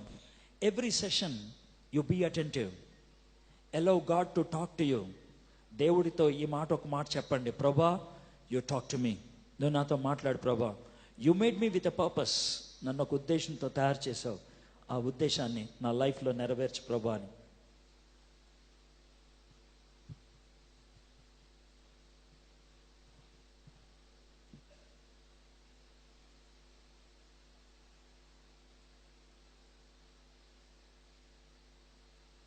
చిన్నప్పుడు అర్థం కాకపోవచ్చు, లేకపోతే చిన్నప్పుడు అవి జోక్గా ఉండొచ్చు. కానీ పెద్ద అయిన తర్వాత అది రియాలిటీలోకి వస్తాయి. మన లైఫ్లో అదే పరిస్థితి అనిపిస్తుంది. Pussycat, pussycat, where have you been? I have been to London to see the Queen. Pussycat, pussycat, what did you do there? I frightened a mouse under the Queen's chair. ఇది మనం చిన్నప్పుడు నేర్చుకున్నటువంటి పద్యం. ఇంగ్లీష్లో ఇది వింటూ ఉంటే కనుక చాలా బాగుంటుంది, రిథమిక్గా ఉంటుంది, సూపర్ అనిపిస్తుంది. కానీ దాంట్లో ఎంత సత్యం ఉన్నదో, అంటే ఈరోజు ప్రపంచం ఎలాంటి జీవితాన్ని జీవిస్తుందో, it is truth that is coming in the form of a fun. ఒక ఫన్ ద్వారా వచ్చినటువంటి సత్యం అని చెప్పొచ్చు. దాన్ని తెలుగులో వర్ణిస్తే మీకు అర్థం అవుద్ది. అనగనగా ఒక ఊర్లో ఒక పిల్లి ఉందంట. ఆ పిల్లికి ఒక కోరిక. ఆ కోరిక ఏంటంటే లండన్కి వెళ్ళి రాణిగారిని చూడాలని. పాపం చాలా దూరం ప్రయాణం చేసి లండన్ వెళ్ళింది. కానీ రాణిగారి సీట్ ఖాళీగా ఉంది. రాణిగారు ఎక్కడికో వెళ్ళిపోయారు బహుశా. అయితే పిల్లి ఆ సీట్ దగ్గర పక్కన కూర్చుండిపోయింది. ఎందుకని? రాణిగారు వస్తే హాయ్ చెప్పొద్దామని. అది దాని యొక్క కోరిక, అది దాని యొక్క తపన. That was it's purpose. దానికి ఉన్నటువంటి గురి అది. అయితే ఆ కుర్చీ దగ్గర కూర్చున్నప్పుడు కుర్చీ కిందకు ఒక ఎలక పిల్ల వచ్చింది. పిల్లి కదా, ఎలక పిల్లను చూడంగానే దానికి ఆవేశం పుట్టుకొచ్చింది. ఆ ఆవేశం వెనకాల పరిగెట్టుకుంటూ వెళ్ళిపోయింది. ఎలక పిల్ల పరిగెట్టి దాని ఇంట్లోకి పారిపోయింది. పిల్లి కదా, ఇంకేం చేయలేక చాలా నీరసంగా ఉగుర్చుకుంటూ ఇంటికి వస్తా ఉంటే దారిలో ఎవరో అడిగారు, హేయ్ ఎక్కడికి వెళ్ళావని. లండన్. ఎందుకు వెళ్ళావు అని రాణిగారిని చూడటానికి. అవునా, మరి చూసావా ఏమైందంటే, ఒక ఎలక పిల్ల వచ్చింది, దాన్ని భయపెట్టి వచ్చాను. Now you got the story. వెళ్ళింది రాణిగారిని చూడటానికి, చేసింది ఒక ఎలక పిల్లని భయపెట్టి రావటం. వెళ్ళిన పర్పస్ చాలా పెద్దది, జరిగినటువంటి పని చాలా చిన్నది. ఎంత క్లారిటీ ఉన్నదో చూడండి. దేవుడు మనల్ని ఈ లోకంలోకి రాణిగారిని చూడటానికి పంపించినట్లు పంపించారు. మనం ఒక చిన్న ఎలక పిల్లను భయపెట్టి వెళ్ళిపోయి దాన్నే సూపర్ అనుకుంటాం. ఇదా మన లైఫ్? శాంసన్ జీవితాన్ని మార్నింగ్ చూస్తూ ఉన్నాం. సంసోను జీవితం కూడా అదే. దేవుడు ఒక పెద్ద ప్లాన్తో దేవుడు ఆయన్ని సృష్టించాడు. పెద్ద ప్లాన్తో ఈ లోకంలోకి పంపించాడు. ఆయన సృష్టించాడు అనే మాట మీకు వినబడంగానే అదేంటి అని అంటారేమో. దేవుడు మనందరినీ సృష్టించాడు. మనలో ఏ ఒక్కరూ కూడా దేవుని చేతి పని కాదు అని చెప్పలేం. మన తల్లి గర్భంలో ఉన్నప్పుడు రూపాన్ని ఇచ్చింది ఆయనే. మన తల్లి గర్భంలో ఉన్నప్పుడు మనకంటూ ఒక ఆకృతిని, ఒక ఉద్దేశాన్ని ఇచ్చింది ఆయనే. No two people in this world are same. ఇద్దరు కూడా ఈ ప్రపంచంలో ఒకటి కాదు. We are unique. మనము అసమానమైనటువంటి వాళ్ళు. నాలాంటి వాడు ఈ లోకంలో ఇప్పుడు దాకా ఎవడు లేడు, ఇంకా ఎవడో పుట్టడు. నా భూతో నా భవిష్యత్తే. Edward is 1 and 1. ఎప్పుడు కూడా ఎడ్వర్డ్ ఒక్కడే. మీ జీవితం కూడా అలాంటిదే. You are only 1 and 1. దేవుడు మిమ్మల్ని ఎందుకు సృష్టించాడో ఆ ఉద్దేశాన్ని నెరవేర్చకపోయినప్పుడు మనం కూడా పిల్లి లాంటి వాళ్ళమే. శాంసన్ లైఫ్లో అదే చూసాం మనం. మార్నింగ్ కథలాగా చెప్పాను. శాంసన్ జీవితం గురించి మనకు 4 అధ్యాయాల్లో కనబడుతుంది. న్యాయాధిపతుల గ్రంథం 13, 14, 15, 16. కొంతమంది మార్నింగ్ రాలేదు కాబట్టి క్విక్ రీక్యాప్ ఇస్తాను. న్యాయాధిపతుల గ్రంథం బేసిక్గా ఇశ్రాయేలీలు యెహోషువ చనిపోయిన తర్వాత 350 సంవత్సరాలు తమను తాము పరిపాలించుకునేటువంటి దినాలు. రాజులు లేనటువంటి ఆ 350 సంవత్సరాలు 12 మంది న్యాయాధిపతులు వాళ్ళని పరిపాలించారు. అది మనకున్నటువంటిది. 12 మందిలో 6 మేజర్, 6 మైనర్. 12 మందిలో ఒక ఆమె స్త్రీ. అందుట్లో కొంతమంది మంచి వాళ్ళు ఉన్నారు, కొంతమంది చెడ్డ వాళ్ళు ఉన్నారు. కొంతమంది 80 years శాంతంగా వాళ్ళని నడిపించాడు. కొంతమంది 40 years వాళ్ళని చక్కగా నడిపించారు. ఈ విధంగా జీవిస్తున్నటువంటి దినాల్లో 7 సార్లు దేవునికి దగ్గరయ్యారు, 7 సార్లు దూరం అయ్యారు. ఈ యొక్క 7 సార్లు వారి యొక్క ఆత్మీయ జీవితాన్ని చూసినట్లయితే ఒక క్రమాన్ని, ఒక సైకిల్ని మనం చూస్తూ ఉంటాం. వాళ్ళు సమాధానంగా జీవిస్తున్నటువంటి కాలంలో దేవుణ్ణి మర్చిపోయినప్పుడు పాపం చేశారు. That is stage number 1. పాపం చేసినప్పుడు దేవుడు వాళ్ళని శాపంలోకి నడిపించారు. That is stage number 2. శాపంలోకి నడిపించినప్పుడు వాళ్ళు జపం చేశారు. దేవా మమ్మల్ని క్షమించు, మాకు ఒక నాయకుడిని పంపించని అడిగారు. దెన్ దేవుడు క్షేమాన్ని ఇచ్చాడు. That's number 4. అప్పుడు వాళ్ళు నిశ్శబ్దంగా ఉన్నారు. ఇది 5. ఈ 5 స్టేజెస్ ప్రతిసారి కూడా కనబడతాయి. 7 times కూడా. 7 times వాళ్ళు పాపం చేశారు. 7 times వాళ్ళు శాపంలోకి వెళ్ళారు. 7 times దేవుడు జపం చేస్తే వాళ్ళకి క్షేమాన్ని ఇచ్చాడు, శాంతిని అనుభవించారు. సో ఇది మన జీవితంలో ఎట్లాగా ఉంటుంది అని అంటే, మనం కూడా అలాంటి వాళ్ళమే. మనము అన్ని బాగుంటే కనుక దేవుణ్ణి మర్చిపోతాం. ఏమన్నా సమస్య వస్తే కనుక దేవుణ్ణి జ్ఞాపకం చేసుకుంటాం. Same with us. మన పరిస్థితి కూడా అదే.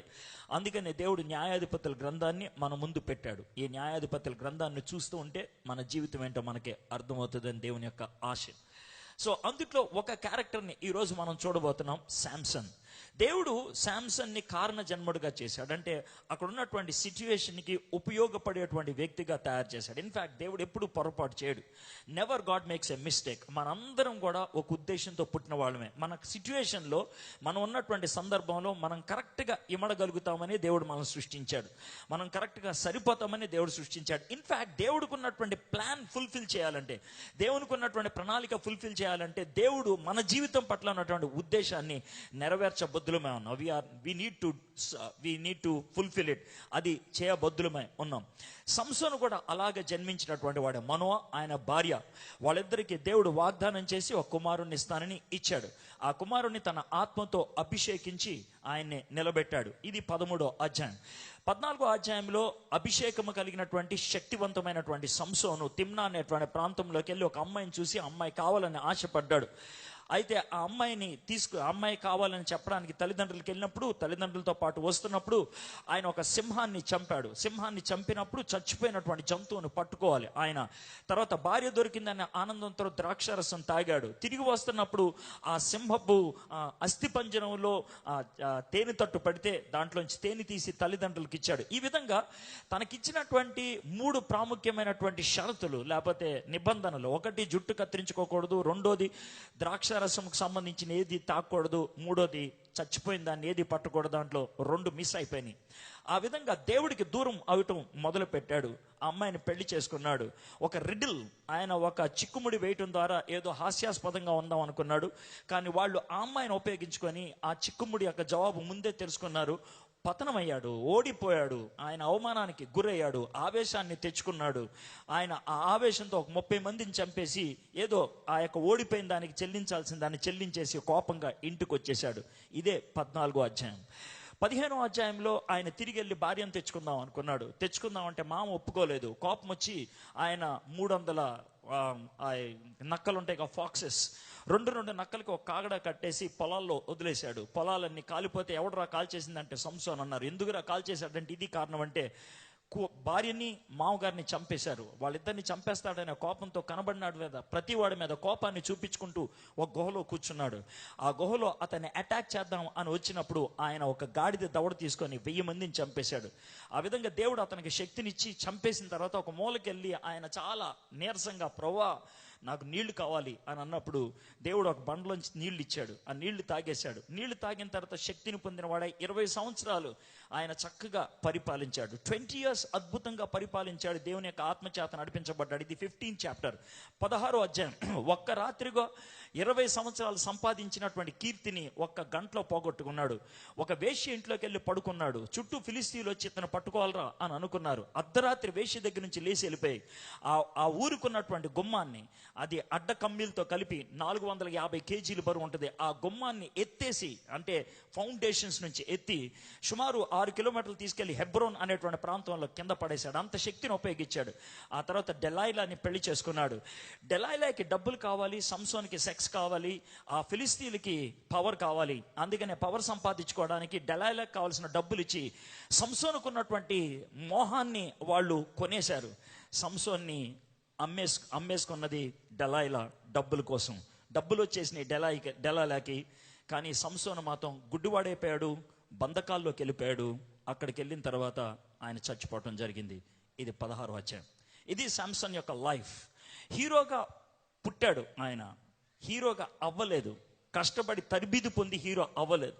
దేవుడు ఆయన్ని by birth he made him a hero.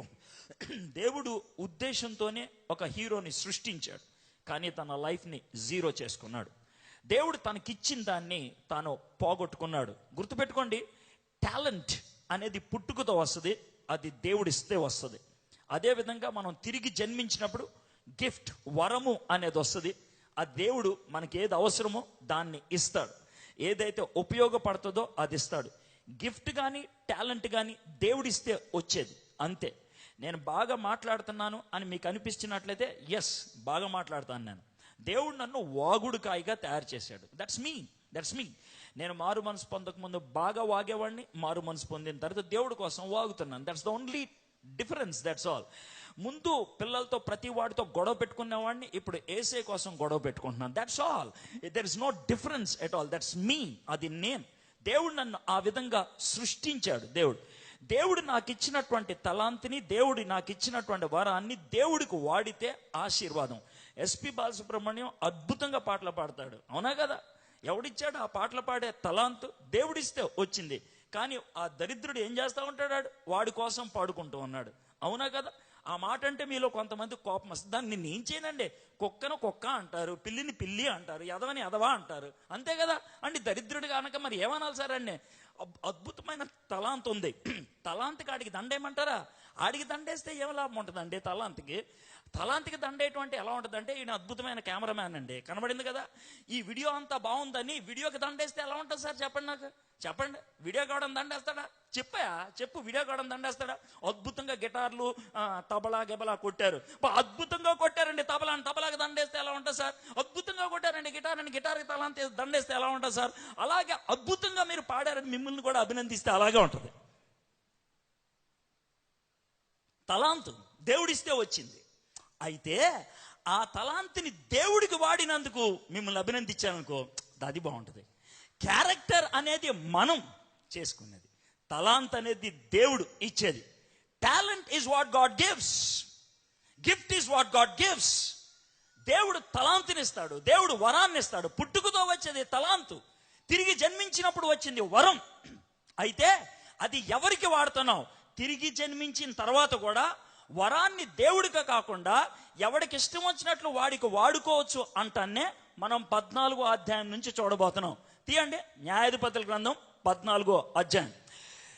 సంసోను అప్పటికే ఒక మాదిరి నాయకుడు అయిపోయాడు, తను గొప్ప శక్తి సంపన్నుడు అయిపోయాడు. అయితే 14వ అధ్యాయం 1, 2, 3 వచనాలు చదువుతున్నాను చూడండి. సంసోను తిమ్నాతునకు వెళ్ళి తిమ్నాతులో ఫిలిస్తీయుల కుమార్తెల్లో ఒకతన్ని చూచెను. అతడు తిరిగి వచ్చి తిమ్నాతులో ఫిలిస్తీయుల కుమార్తెల్లో ఒక అతని చూచి తిని, మీరు ఆమెను నాకిచ్చి పెండ్లి చేయవలనని తన తల్లిదండ్రులతో అనగా, వారు నీ స్వజనుల కుమార్తెల్లో గాని నా జనులనే గాని స్త్రీలు లేదనుకొని సున్నతి పొందని ఫిలిస్తీయుల్లో నుండి కన్యక తెచ్చుకున్నట్టుకు వెళ్ళుచున్నావా అని అతన్ని అడిగిరి. అందుకు సంసోను, ఆమె నాకు ఇష్టమైంది కనుక ఆమె నా కొరకు తెప్పించుమని తన తండ్రితో చెప్పాను. తలాంతు ఉన్నటువంటి వ్యక్తి ఎవరు? సంసోను. వరం ఉన్నటువంటి వ్యక్తి, దేవుని యొక్క అనుగ్రహంతో పుట్టినటువంటి వాడు. He has the power of God.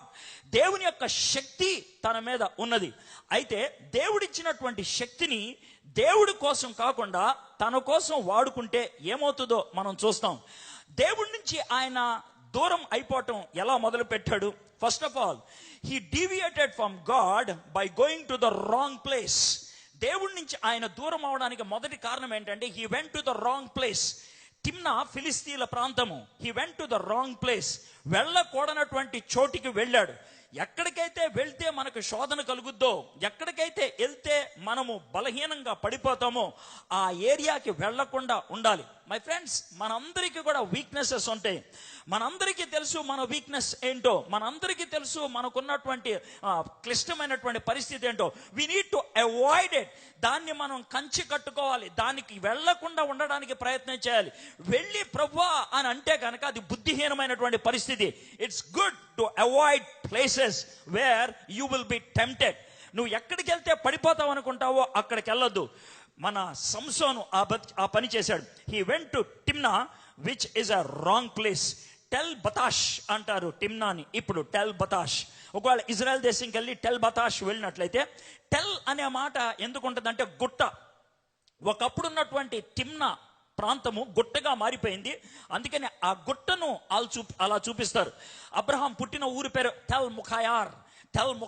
Iraq దేశంలో ఉంటుంది ఊరు ముఖయార్, ఇప్పుడున్నటువంటి ఊరు. సదాం హుసేన్ని టెల్ ముఖయార్లోనే పట్టుకున్నారు. అక్కడే ఆయన బంకర్ కట్టుకొని అక్కడైతే కనుక అమెరికన్లు కానీ ఇరాక్ వాళ్ళు కానీ ఇజ్రాయెల్ వాళ్ళు కానీ అటాక్ చేయరు అనుకున్నారు. ఎందుకంటే అది వాళ్ళ పితరుడైనటువంటి అబ్రహాం యొక్క ఊరు. క్రైస్తవులకి పితరుడు అబ్రహాము, ఇస్రాయేలీలకి యూదులకు పితరుడు అబ్రహాము, అదేవిధంగా ముస్లింలకి పితరుడు అబ్రహాం. కాబట్టి వాళ్ళ పితరుడిని ఇంటిని వాళ్ళు ధ్వంసం చేయాలనుకున్నారు. కానీ అమెరికన్స్ మూర్ఖులు అక్కడే బాంబేసి పట్టుకున్నారు. సో దట్స్ ది టెల్ అనే మాటకి అర్థం. ఈ టెల్ బతాష్ అనేటువంటి ఊరు కనుక చూసినట్లయితే, సంసోన్ ఉన్నటువంటి ఊరికి నియర్లీ అంటే 16 కిలోమీటర్ల కిందకి రావాలి. కిందకి అనేటువంటి మాట అంటే 16 కిలోమీటర్లు వెళ్ళే లోపల దగ్గర కిలోమీటర్ కిందకు వస్తాం అనమాట. I went through that road. ఆ రోడ్ మీద వెళ్ళాను. రోడ్ చాలా స్టీప్ గా కిందకు వచ్చేస్తున్నాడు. దాంట్లో మనకేమవుతుంది తెలుసా? భౌతికంగా ఆయన పైనుంచి కిందకి రావడమే కాదు, ఆయన నైతికంగా కూడా కిందకు వచ్చాడు. ఆయన ఆలోచనలో కిందకి రావటం జరిగింది. He came down. కిందకు వచ్చాడు. అక్కడికి వచ్చిన తర్వాత he saw the wrong person. Wrong ప్లేస్లో ఎప్పుడు రాంగ్ పర్సన్సే కనబడతారు. బార్లో మంచి వాళ్ళు కనబడతారా? కనబడరు. సినిమాల్లో మంచి సినిమా హాల్లో మంచి వాళ్ళు కనబడతారా? కనబడరు. You can't. నువ్వు నేను అక్కడికి ఎందుకు వెళ్ళానండి, అక్కడికి ఎందుకు వెళ్ళారు అంటే సువార్త చెప్పడానికి వెళ్ళాను అని నీ చెవులో ఒకటి దేవుడి చెవులో ఒకటి పువ్వు పెట్టొద్దు. మనుషుల చెవులో పెడతాను నీకు మామూలే, కానీ నేను విచిత్రంగా చెప్తున్నాను. చాలా మంది పిచ్చోళ్ళు ఏం చేస్తారంటే వాడి చెవులో వాడు పువ్వు పెట్టేసుకుంటాడు, దేవుడి చెవులో కూడా పువ్వు పెట్టేద్దాం అనుకోండి. You can't do that. You can't do that. He went to the wrong place and he found a wrong person. Wrong person wrong ప్లేస్లో ఎప్పుడు రాంగ్ ప్యాషన్ ఉంటుంది. తప్పుడు ఆశయాలు రావడం మొదలుపెట్టినాయి. ఆ అమ్మాయిని చూడంగానే నచ్చింది. లవ్ ఎట్ ఫస్ట్ సైట్ అని అంటారు. చాలా బాగా అనిపించింది. Now let me tell you one thing. టాలెంట్కి తలకి, తలాంత్కి తలకి తేడా ఏంటి? తలాంతు దేవుడిచ్చాడు, తల కూడా దేవుడిచ్చాడు. దేవుడిచ్చిన తలను లేకుండా తలాంతు ఉపయోగిస్తే మన బుర్ర పోద్ది. దేవుడు తలనిచ్చాడు, దేవుడు తలాంతను కూడా ఇచ్చాడు. అంటే అది దేవుడు కళ్ళు ఇచ్చాడు. ఓకే, దేవుడు కళ్ళు ఇచ్చాడు, అదే విధంగా దేవుడు బుర్ర ఇచ్చాడు. కళ్ళు ఇచ్చాడు కదా, కనబడిందల్లా చూసుకుంటూ వెళ్ళిపోవు. ఏది చూడాలి ఏది చూడకూడదు డిసైడ్ చేసేది బుర్ర. నోరిచ్చాడు దేవుడు, చెయ్యి ఇచ్చాడు, కనబడిందల్లా తినేస్తావా? తినో, బుర్ర ఉపయోగిస్తావు. ఇది తిన్నా వద్దా అని. దేవుడు కాళ్ళు ఇచ్చాడు దూకటానికి, కళ్ళు ఇచ్చాడు చూడటానికి, బుర్ర ఇచ్చాడు ఆలోచించడానికి. దూకరా అంటే చూస్తావు ఎలాగా, దూకితే నేను ఉంటానా లేదా అని. ఉండను అనుకుంటే దూకుతావా? దూకో. That means what did you use your brain. నీ బుర్ర ఉపయోగించావు, నీ బుర్ర ఉపయోగించావు. బుర్ర ఉపయోగించకుండా దూకితే కనుక బుర్రలేదరా నీకు అని అంటారు కదా. That's what he did. బుర్ర లేకుండా చూశాడు అమ్మాయిని. బుర్ర లేకుండా చూస్తే అందంగా కనబడింది. అందంగా కనబడితే నాకు కావాలి అని అనిపించింది. దాన్ని రాంగ్ ప్యాషన్ అంటారు. దేవుడు ఇచ్చినటువంటి ఫిల్టర్ని తీసేస్తే, మనం చూడాల్సిన విధంగా చూస్తే, దేవుడు చూడాల్సిన విధంగా చూడకపోతే it will lead you to destruction. నిన్ను నాశనానికి నడిపిస్తుంది. సిగ్గు దేవుడిచ్చాడు, సొగసు కూడా దేవుడే ఇచ్చాడు. సిగ్గు లేకపోతే ఆ సొగసు సమాధిలోకి నడిపిస్తుంది. గుర్తుపెట్టుకోండి, సిగ్గు లేకపోతే ఆ సొగసు సమాధిలోకి నడిపిస్తుంది. పొద్దున్న ఐశ్వర్య రాయ్ గురించి చెప్పాను. అద్భుతమైన సొగసు ఇచ్చాడు. She is the most beautiful lady in her time. తన టైంలో ఆమె కంటే అందగత్తి ఎవరూ లేరు. ఆ అందాన్ని ఎవరిస్తే వచ్చింది? ఆమెకి దేవుడిస్తే వచ్చింది. దేవుడిచ్చినటువంటి అందాన్ని సిగ్గు లేకుండా బజారు పాలు చేసుకోవడానికి ఇష్టపడింది. డబ్బుల కోసం, డబ్బుల కోసం. ఇది పరిస్థితి. That is called using God given talent without God given brain. దేవుడిచ్చినటువంటి బుర్ర లేకుండా మనం వినియోగించుకోవడం. ఆ ప్యాషన్ ఉన్నప్పుడు, ఆ కోరిక మనకున్నప్పుడు, గుర్తుపెట్టుకోండి, బయట సింహాన్ని మనము ఈజీగా కబ్జా చేయొచ్చు, కానీ లోనున్నటువంటి సింహాన్ని ఏమీ చేయలేం. సంసోను సింహాన్ని మేకపిల్ల చీల్చినట్టు చీల్చేయగలడంట, కానీ లోనున్నటువంటి ఆ కోరికను ఏమీ చేయలేడు. దాని ముందు బానిస అయిపోయాడు. మనకి తెలుగులో ఒక సినిమా కూడా వచ్చింది కదా, మనస ఊరుకో అంటే ఊరుకోదంట. క్లార్క్ పినాకో పాత్ ఫైండర్ అనేటువంటి యంత్రానికి కర్త. పాత్ ఫైండర్ అనేది మార్స్ అనేటువంటి యంత్రం మీద నడిచేటువంటి ఉపగ్రహం మీద గ్రహం మీద నడిచేటువంటి యంత్రం. 6 చక్రాలు ఉన్నటువంటి 64 ఇంచెస్ ఉన్నటువంటి, 64 అంటే మా అయితే ఎంత ఉంటుంది 64 ఇంచెస్. ఓకే, 64 ఇంచెస్ రఫ్లీ 6 feet. ఓకే, 6 అడుగులు పొడుగుండేటువంటి ఒక యంత్రాన్ని తయారు చేశాడు. దాన్ని మార్స్ మీద పెట్టారు. పెడితే అది మార్స్ మీద తిరుగుతూ ఉంటుంది. దానికి 3 కెమెరాస్ ఉంటాయి. ఆ కెమెరాస్ని భూమి మీద నుంచి ఆపరేట్ చేస్తాడు ఆయన. ఏది? మార్స్ మీద ఉన్నదాన్ని. ఆయన ఇక్కడుండి ఈ ఫోటోది ఆ ఫోటోది అంటే అది ఫోటో తీసి పంపిస్తుంది. That's what it does. 3 cameras. Okay, Clark పినాకో అది ఆపరేట్ చేస్తున్నప్పుడు పక్కన ఉన్నటువంటి సైంటిస్ట్ అన్నారంట, కొన్ని లక్షల కిలోమీటర్ల దూరంలో ఉన్నటువంటి యంత్రాన్ని చిన్న బటన్స్తో ఆపరేట్ చేస్తున్నావు, నువ్వు అమోఘమైన వ్యక్తివి అని అంటే, క్లార్క్ పినాకో తిరిగి అన్నాడంట, దేవుడు మానవుడికి ఇచ్చినటువంటి జ్ఞానంతో ప్రపంచంలో దేన్నైనా కబ్జా చేయగలడు, దేన్నైనా అధీనంలో పెట్టుకోగలడు, కానీ పెట్టుకోలేనిది ఒకటే, తన హృదయం అన్నాడు. It's his heart. You cannot control it. You cannot mend it. You cannot shift it. దాన్ని చేయలేవు. With all your energy, with all your intelligence, with all your talent, you cannot do it. సంసోనుకు వచ్చినటువంటి problem అదే. He became an animal. జంతువులాగా అయ్యాడు. మానవులు ఆ జంతు తత్వాన్ని, అయ్యగారు చెప్తా ఉన్నారు, పశుతత్వాన్ని ప్రేమిస్తారు అని అంటానికి హీరోకి, ఒక సినిమాలో హీరోకి ఇచ్చినటువంటి టైటిల్ ఏంటి తెలుసా? మృగ మహారాజు. వాడు మృగం, అది వాడి టైటిల్. దానికి ఓ పెద్ద పిక్చర్, దానికి ఓ పెద్ద icon. That is the picture we have. మృగం, మృగ మహారాజు. అది మనకున్నటువంటి కల్చర్. ఎప్పుడైతే ఆ ప్యాషన్ ని తన డ్రైవ్ చేసిందో, దేవుడు తనకిచ్చినటువంటి శక్తిని అంతటిని కూడా తన కోరిక తీర్చుకోవడానికి వాడాడు. My friends, let me tell you one thing. దేవుడు నీకు టాలెంట్ శక్తిని ఉండొచ్చు. టాలెంట్ అని మాట్లాడంగానే మీలో కొంతమంది అనుకుంటారు ఇప్పుడు స్టేజ్ ఎక్కిన వాళ్ళ గురించి మాట్లాడుతున్నానని. నో, నా దృష్టిలో ప్రతి మనిషికి టాలెంట్ ఉన్నది. ప్రతి మనిషికి టాలెంట్ లేని ఎదవ ఎవడో లేడు. ఎందుకంటే నా దేవుడు ఎదవ కాదు కాబట్టి. My God is not a fool to make somebody useless. You might have made your self useless. నిన్ను నువ్వు వెధవం చేసుకొని ఉండొచ్చు. నిన్ను నువ్వు పనికిమాలిన వ్యక్తిగా చేసుకొని ఉండొచ్చు. That's your mistake. That's not God's mistake. అది దేవుని పొరపాటు కాదు. It's not. సో ప్రతి వ్యక్తికి టాలెంట్ ఉన్నది. ప్రతి వ్యక్తి సామర్థ్యం కలిగినటువంటి వాడు. సామర్థ్యం కలిగినటువంటి వ్యక్తి దేవునికి వాడాల్సిన విధంగా వాడకపోతే ఆ సామర్థ్యత పోతుందా? That's the question you have. దేవుడు తీసేయచ్చు కదా. ఒకవేళ నాకు స్వస్థత వరాన్ని ఇచ్చాడు అనుకుందాం. స్వస్థత, నేను ఎవరిని తాకితే వాళ్ళ స్వస్థత పొందుతారు. ఎవరి గురించి మాట్లాడితే వాళ్ళ యొక్క భవిష్యత్ అంతా దేవుడు నాకు ప్రవచనం ద్వారా చూపిస్తాడు. ఓకే, అనుకుందాం. ఇవి దేవుడిచ్చినటువంటి వరాలు. నేను అద్భుతంగా పాడతా, అద్భుతంగా గిటార్ వాయిస్తా, అద్భుతంగా వాక్యం చెప్తా. ఇది దేవుడిచ్చింది. Okay, good. ఒకవేళ ఈ దేవుడిచ్చిన దాన్ని దేవుడు కాకుండా నా కోసం వాడుకుంటే దేవుడు అవి తీసేసుకుంటాడా?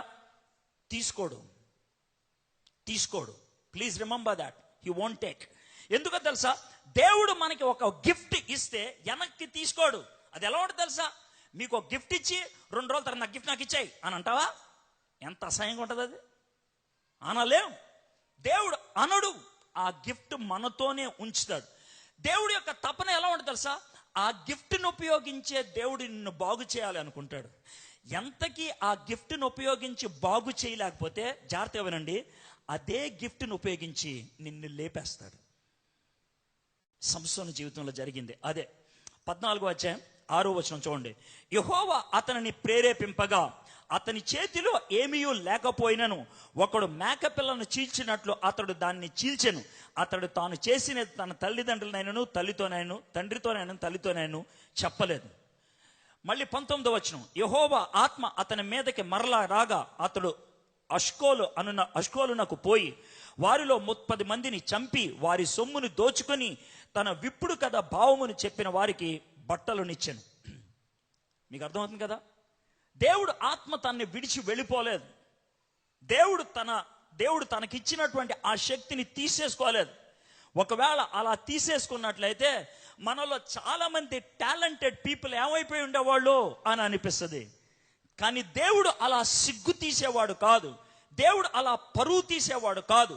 దేవుడు నీకు ప్రొటెక్షన్ కవచాన్ని ఇచ్చి, అరే నీకు తలాంతి ఇచ్చానురా, అరే నీకు అవకాశాలు ఇచ్చానురా, అరే నీకు వరాన్ని ఇచ్చానురా, but you are not using it for me. నా కోసం వాడతలేదు. యవ్వన శక్తి నీకు ఇచ్చాను, నీకు యవ్వన జోష్ నీకు ఇచ్చాను. జల్సా జీవితాన్ని జీవించడానికి కాదు, నాకు మహిమకరంగా జీవించాలని. ఒకవేళ అలా జీవించలేదనుకో, నీకున్న జోష్ తీసేస్తానా? లేదు. నీకున్న తలాంతులు తీసేస్తానా? లేదు. ప్లీజ్, దేవుడు బ్రతిమలాడతాడు. అందుకే ఈ కాన్ఫరెన్స్కి మీరు వచ్చారు. God wants to restore your life. నీ జీవితాన్ని సరిచేయాలని ఆయన ఇష్టపడతా ఉన్నాడు.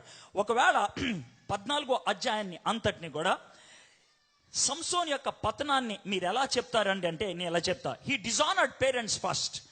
తల్లిదండ్రుల యొక్క మాటలు వినలేదు. దాన్ని నేనేమంటాను తెలుసా? తల్లిదండ్రులను తొక్కేశాడు. I'm trying to give you rhythmic word. Deserted parents, తల్లిదండ్రులను తొక్కేశాడు. తర్వాత డిజానర్డ్ పేరెంట్స్, దాని డిజర్టెడ్ ప్రామిస్, దేవుడు తనకిచ్చినటువంటి వాగ్దానాన్ని వదిలేశాడు. మూడోది డిస్టార్టెడ్ పర్పస్, దేవుడు తనకిచ్చినటువంటి ఉద్దేశాన్ని ఊదేశాడు. హీ డిఫైల్డ్ హిస్ ప్యూరిటీ, దేవుడిచ్చినటువంటి పవిత్రతను పారేసుకున్నాడు. హీ డిల్యూటెడ్ పవర్, దేవుడు తనకిచ్చిన శక్తిని సమాధి చేసేశాడు. దేవుడు తనకిచ్చిన శక్తిని సమాధి చేశాడు. దేవుడిచ్చిన దాన్ని మనం పోగొట్టుకోకూడదు. తల్లిదండ్రులని దేవుడిచ్చాడు, వాళ్ళకి విధేయతలుగా మనం జీవించాలి. వాగ్దానాలు దేవుడిచ్చాడు, వాటిని వదిలేసుకోకూడదు. ఉద్దేశాలు దేవుడిచ్చాడు, దాన్ని పక్కగా పడేయకూడదు. పవిత్రతను దేవుడిచ్చాడు, దాన్ని పారేసుకోకూడదు. శక్తిని దేవుడిచ్చాడు, దాన్ని సమాధి చేసుకోకూడదు. జస్ట్ ఇమాజిన్ చేయండి, మనం అంతా కూడా ఎప్పుడు కూడా టాలెంట్కి వాల్యూ ఇస్తాం. అయితే నేను టాలెంట్ గురించి ఎప్పుడు తక్కువగా మాట్లాడుతున్నట్లు మీకు అనిపిస్తుంది. కొంతమంది కోపం కూడా వస్తుంది. నేను ఎందుకు టాలెంట్కి అంత ప్రాధాన్యత ఇవ్వనో తెలుసా? ఒక వ్యక్తి అద్భుతంగా పాడుతున్నాడా, ఒక వ్యక్తి అద్భుతంగా మాట్లాడుతున్నాడా, ఒక వ్యక్తి అద్భుతంగా స్వస్థత క్రియలు చేస్తున్నాడా, ఒక వ్యక్తి అద్భుతంగా ప్రవచన వరాన్ని ఉపయోగిస్తున్నాడా, it's all because God made that person like that. నేను దానికి ఆ వ్యక్తిని అభినందించను. ఆ వ్యక్తిని ఒకవేళ అభినందిస్తే ఎందుకు అభినందిస్తాను తెలుసా? If you uses that for God's glory, దేవుని మహిమ కోసం. జస్ట్ ఇమాజిన్ చేయండి, మీకు లడ్డు అంటే బాగా ఇష్టం. లడ్డు, ఒక పెద్ద లడ్డు మీ దగ్గరికి తీసుకొస్తా, వెరీ బిగ్ హ్యూజ్ లడ్డు. ఆ లడ్డు నేతితో తయారు చేశారు, అప్పుడే తయారు చేశారు. You are able to see it, ఎందుకంటే నిగనిగలాడిపోతుంది, నెయ్యి కూడా కారిపోతుంది కింద, ఇట్ ఈస్ డ్రూపింగ్ అని అనుకుందాం. అలాంటప్పుడు ఆ లడ్డూని దగ్గరికి తీసుకొస్తే ఎవరికైనా సరే నోరు ఊరుతుంది, ఇలా అనుకోవచ్చు. But as the hand is approaching close, ఆ చెయ్యి దగ్గరకు వస్తున్నప్పుడు మీరు కూర్చున్నారు, నేను పై నుంచొని తీసుకొస్తా ఉన్నాను, మీరు నా ఫింగర్స్ చూస్తూ ఉన్నారు, నా వేళ్ళు చూస్తూ ఉన్నారు. నా వేళ్ళకి గజ్జున్నది, నా వేళ్ళకి చీమి రసి కారిపోతుంది, కానీ నా చేతిలో ప్రెషియస్ లడ్డు ఉన్నది. మీరు ఇప్పుడు చెప్పండి నాకు, మీ చేత్తో ఆ లడ్డు తీసుకుంటారా మీరు? యూ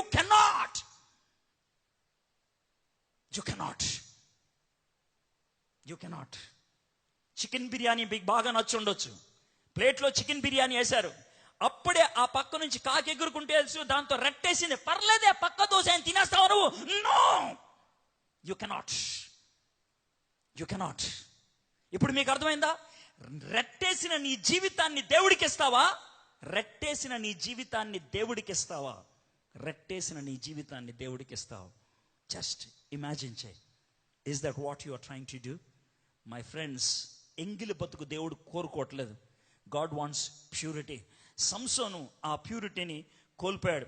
18వ వచనంకి వస్తున్నాను, 14వ అధ్యాయం. అప్పుడు అతను మిక్కిలి దప్పికొని, 15వ అధ్యాయం. అప్పుడు అతను మిక్కిలి దప్పికొనినందున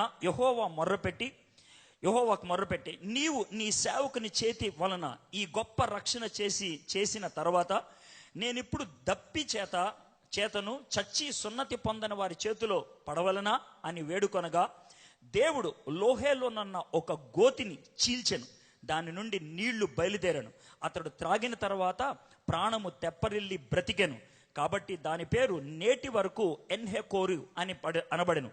అది లోహేలోనున్నది. అతడు ఫిలిస్తీన్ల దినముల్లో 20 ఏండ్లు ఇశ్రాయేలీలకు న్యాయాధిపతిగా ఉండెను.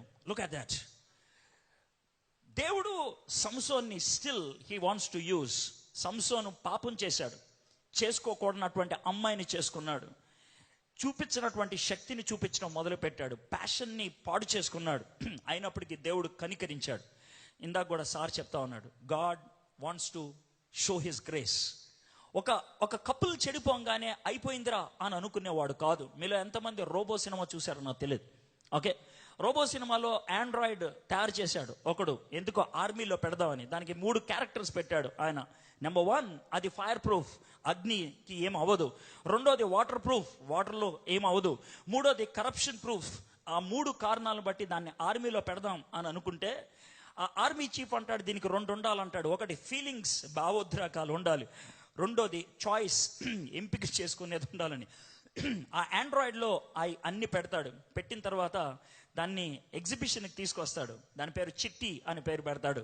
చిట్టి ఇటు నడువు అని అంటే, చాయిస్ ఉంది కదా, ఇటు నడవదు, ఇటు వెళ్తుంది. ఫీలింగ్స్ ఉన్నాయి కదా, వాడి గర్ల్ ఫ్రెండ్నే అది లైన్ వేయటం మొదలు పెడుతుంది. మొదటి హాఫ్ ఇంటర్వెల్ టైం కల్లా సిమ్ నెరక్కొట్టి అవతల పడేస్తాడు. That's what he does. మీకు అర్థమైందా? That's what the world does. ప్రపంచం చేసింది అది. కానీ దేవుడు మనం పాపం చేస్తే ఎర్రకొట్టి అవతల పడేయలేదు ఆయన. He still working on us. దేవుడు మన మీద పని చేయటం మొదలు పెట్టాడు. ఆయన కృప, ఆయన అనుగ్రహం ఎలా ఉంటుందో సెకండ్ హాఫ్ మీరు రోబో చూస్తే అర్థమవుతుంది. చివరికి రోబోను పట్టుకున్నారు ఆయన్ని. రోబో తీసుకొచ్చి కోర్టులో పెట్టారు. జడ్జి గారు జడ్జిమెంట్ ఇవ్వాలి. జడ్జి అంటాడు, ఈ ఆండ్రాయిడ్ ని ఎవడు చేశాడో వాడిది తప్పు అని అన్ని వాడిని తీసుకొస్తారు.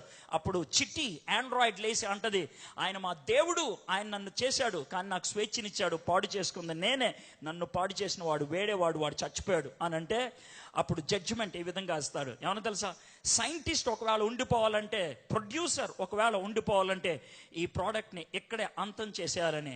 అప్పుడు సైంటిస్ట్ వచ్చి చిట్టి డిమాలిష్ యువర్ సెల్ఫ్ అంటే చేతులు కాళ్ళు అన్ని ఇరక్కొట్టుకొని చివరికి తలకాయ తీసుకొని గుడ్ బై చెప్పి వెళ్ళిపోతుంది చిట్టి. అది సినిమా. కానీ నిజ జీవితంలో ఏం జరిగిందో తెలుసా, మనం పాపం చేస్తే మన పాపం నుంచి మనల్ని విముక్తులు చేయడానికి మనల్ని చంపలేదు, మన సృష్టికర్త చచ్చిపోయాడు సిలువ మీద.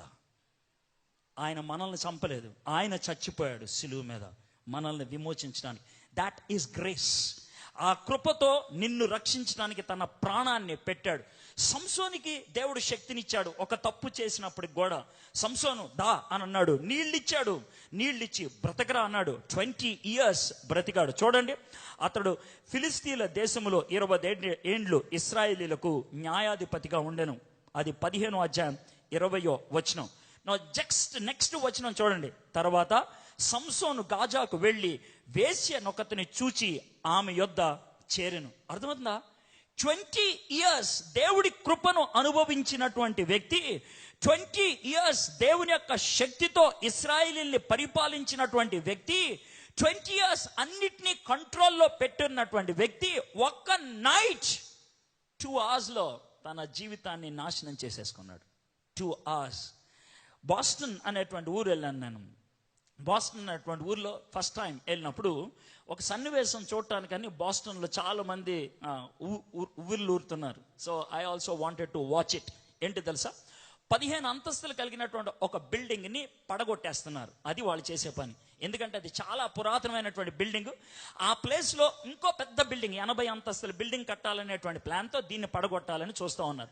50,000 మంది దాకా ఆ విషయాన్ని చూడటానికి వచ్చారు. ఇలాంటి కెమెరాలు వందలు వచ్చేసినాయి. ఎందుకంటే ఆ బిల్డింగ్ కూలిపోతుంటే ఎలా కూలిపోతుందో చూద్దాం అని అందరూ అనేకమైన బాంబ్స్ పెట్టి కంప్యూటర్తో దాన్ని సెట్ చేసి, ఆ కంప్యూటర్ డిటనేటర్స్ తో ఒక బాంబు తర్వాత ఒకటి, ఒక బాంబు తర్వాత ఒకటి పేలుతూ ఉంటే 12 సెకండ్లో, ఇమాజిన్, 12 సెకండ్లో 15 అంతస్తుల బిల్డింగ్ కొలాప్స్ అయిపోయింది.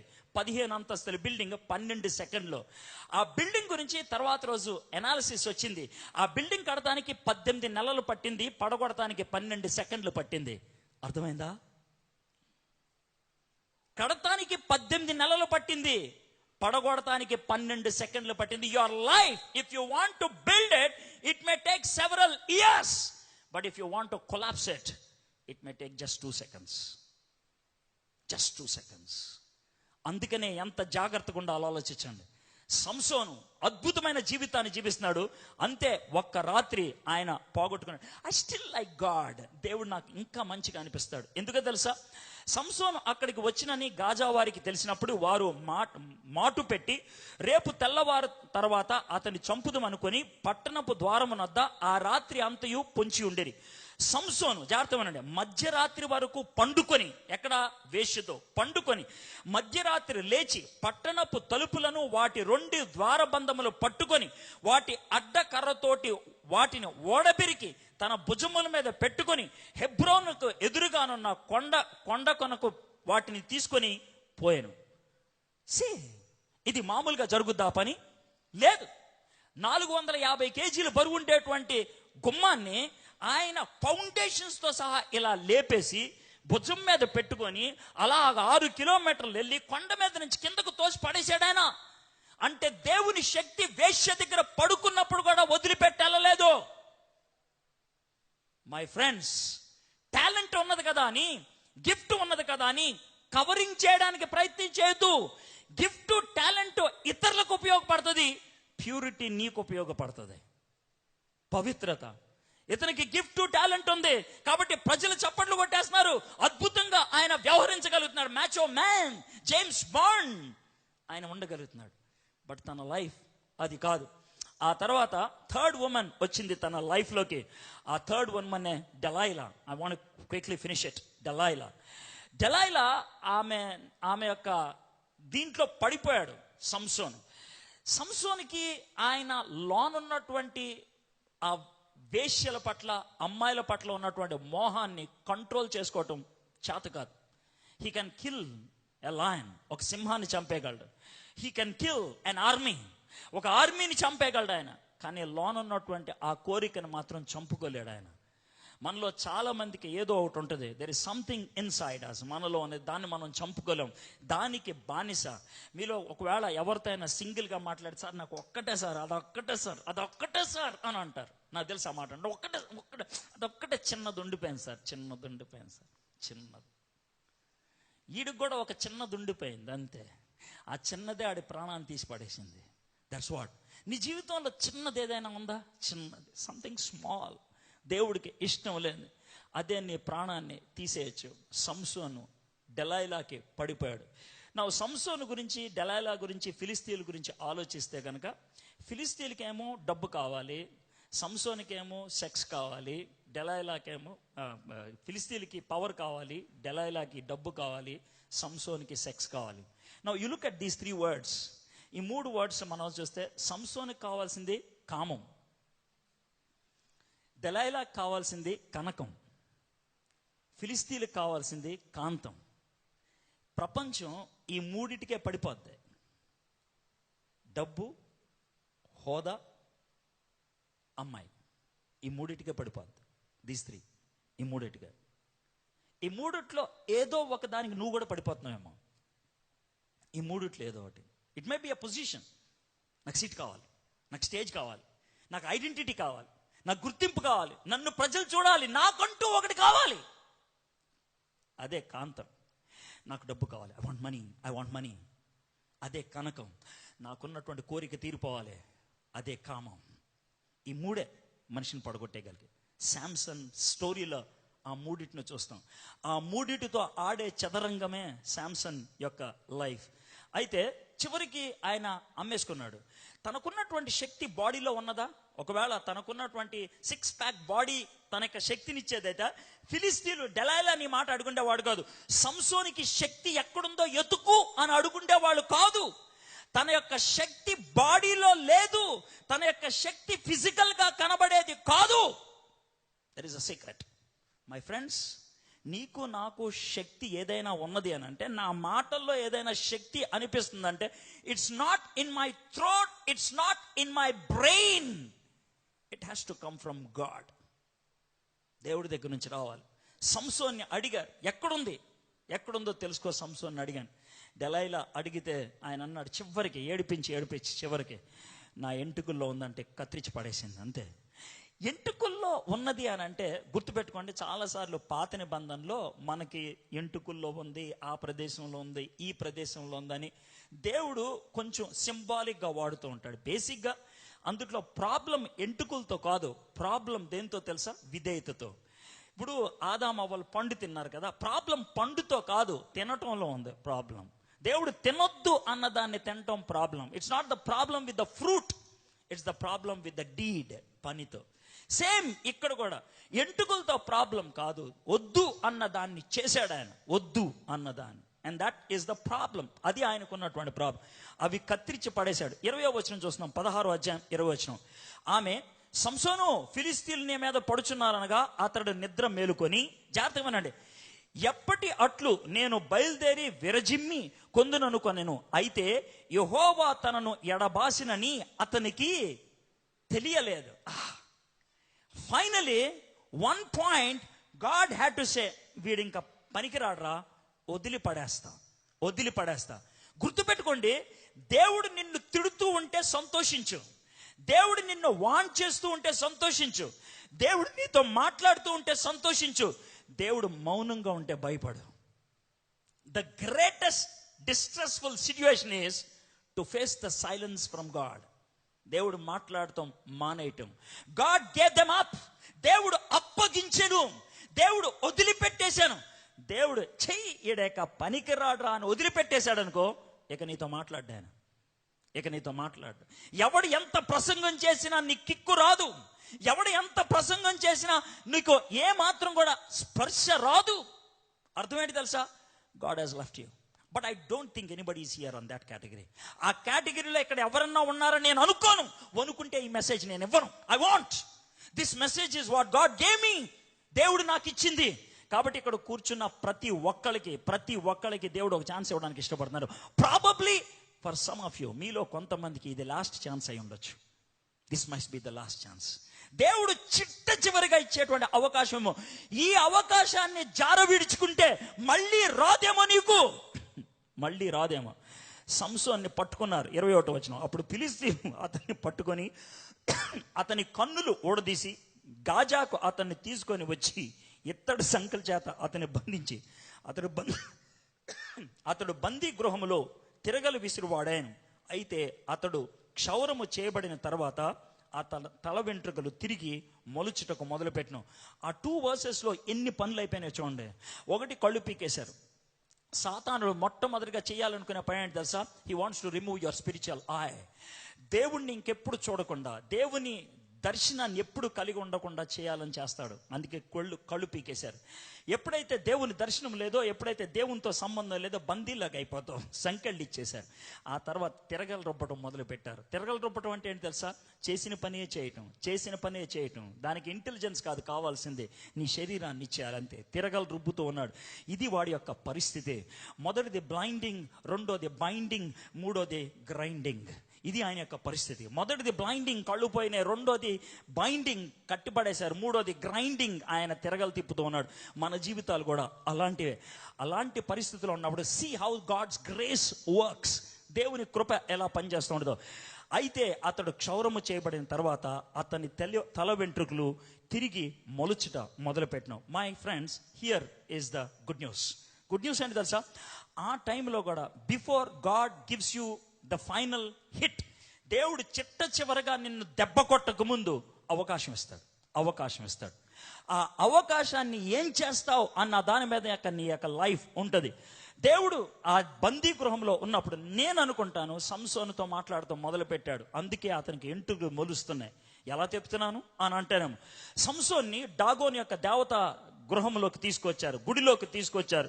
2 12 అడుగుల స్తంభం మీద గుడి మొత్తం కూడా ఉన్నది. ఆ గుడి మధ్యలోకి తీసుకొచ్చి స్తంభాల మధ్యన ఆయన్ని నిలబెట్టినప్పుడు ఆయన చిట్ట చివరిగా ప్రార్థన చేస్తున్నాడు. 16వ అధ్యాయం 28వ వచనం. అప్పుడు సంసోన్, యెహోవా ప్రభువా, దయచేసి నన్ను జ్ఞాపకము చేసుకును. దేవా, దయచేసి ఈసారి మాత్రమే నన్ను బలపరచుము. నా 2 కళ్ళు నిమిత్తము ఫిలిష్తీయులకు ఒక్కమారే దండించి పగ తీర్చుకొననిమ్మని యెహోవాను మొర్రపెట్టి దేవుణ్ణి బ్రతిమలాడుతున్నాడు. ప్రభా, ఐ మేడ్ ఎ మిస్టేక్, నేను తప్పు చేశాను, ఒక్కసారి నన్ను జ్ఞాపకం ఉంచుకోవా, ఒక్కసారి నా వైపు కనుదృష్టి పెట్టవా, ఒక్కసారి జాలి చూపించవా, ఒక్కసారి కృపనివ్వా అని అడిగాడు. సంసోనికి దేవుడు అది ఇచ్చాడు. ఇస్తే సంసోను ఆ 2 స్తంభాలని దేవుడిచ్చిన శక్తితో తోసి పడేశాడు. బిల్డింగ్ మొత్తం కొలాప్స్ అయిపోయింది. 3000 మంది ప్రముఖ నాయకులంతా ఆ రోజు చచ్చిపోయారు, ఇంక్లూడింగ్ శాంసన్ కూడా చచ్చిపోయాడు. ఓకే, ఫిజికల్గా శాంసన్ చచ్చిపోయి ఉండొచ్చు, కానీ శాంసన్ పరలోకంలో ఉంటాడు. ఎందుకు?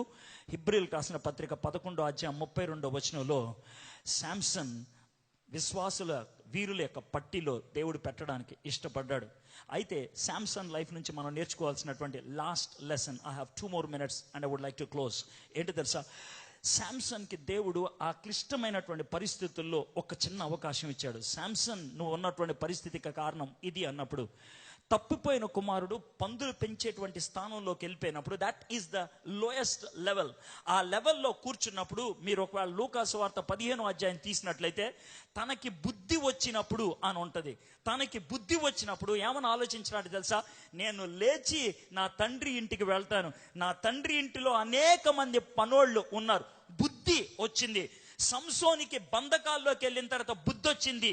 సంసోనికి గుడ్డితనం వచ్చిన తర్వాత బుద్ధి వచ్చింది. ఈ తప్పిపోయిన కుమారుడికి బుద్ధి వచ్చింది. దేవుడు మనకి బుద్ధి రావాలని ఆలోచిస్తూ ఉంటాడు. బుద్ధి రావాలని. ఇద్దరు గురించి మనకు తెలుసు, దావీదు, సౌలు. ఇద్దరు కూడా ఒకే విధమైనటువంటి పాపాన్ని చేశారు. సౌలు పాపం చేసినప్పుడు దేవుడు సమూయేలుని పంపించాడు. అయితే బుద్ధి లేకుండా వాదించడం మొదలు పెట్టాడు సౌలు. నేను చేసింది తప్ప, నేను దేవుడి కోసమే చేశాను అన్నాడు 1 సమూయేలు గ్రంథం 15వ అధ్యాయంలో. అయితే దావీదు పాపం చేసినప్పుడు నాతాన్ని పంపించాడు. ఎందుకురా అలా చేసావని డైరెక్ట్గా రాజుని. అయ్యో, నేను పాపం చేశాను, నన్ను ఏం చేయమంటావు అని అంటే, ప్రార్థన చేయనంటే 51వ కీర్తన అప్పుడు రాశాడు. See the contrast. సౌలు జీవితాన్ని, దావీదు జీవితాన్ని. కాంట్రాస్ట్, ఇక్కడ సంసోను ప్రార్థన చేశాడు, ప్రభా నన్ను క్షమించు అని అడిగాడు. దేవుడు క్షమించాడు. దేవుడు తన జీవితానికి చివరిసారిగా కృపను చూపించాడు. పరలోకంలో తనకి స్థానాన్ని కల్పించాడు. మై ఫ్రెండ్స్, చాలా స్ట్రైట్గా మాట్లాడుతున్నాను. ఎటువంటి అంబిగ్విటీ లేకుండా, ఎటువంటి సందిగ్ధత లేకుండా, ఎటువంటి అరమరికలు లేకుండా స్ట్రైట్గా చెప్తున్నాను. ఒకవేళ మీ మనసులో భయం అనిపిస్తుందా, మీ మనసులో దేవుడి నుంచి దూరమైనటువంటి పరిస్థితి ఉన్నదా, మీ యొక్క వీక్నెస్ ఏంటో మీకు అర్థమైందా, ఆ వీక్నెస్కి మీరు బానిస అయిపోయినట్లు కాస్త టెన్షన్ పుట్టుకొచ్చే పరిస్థితి వచ్చిందా, this is the moment God wants to work in you. దేవుడు నీలో పని చేయడానికి ఇది అద్భుతమైనటువంటి సమయం. Maybe for some of you, మీలో కొంతమందికి ఇదే చివరి అవకాశమేమో, చిట్ట చివరి అవకాశం. దేవుడు దొరక కాలమునందే ఆయన్ని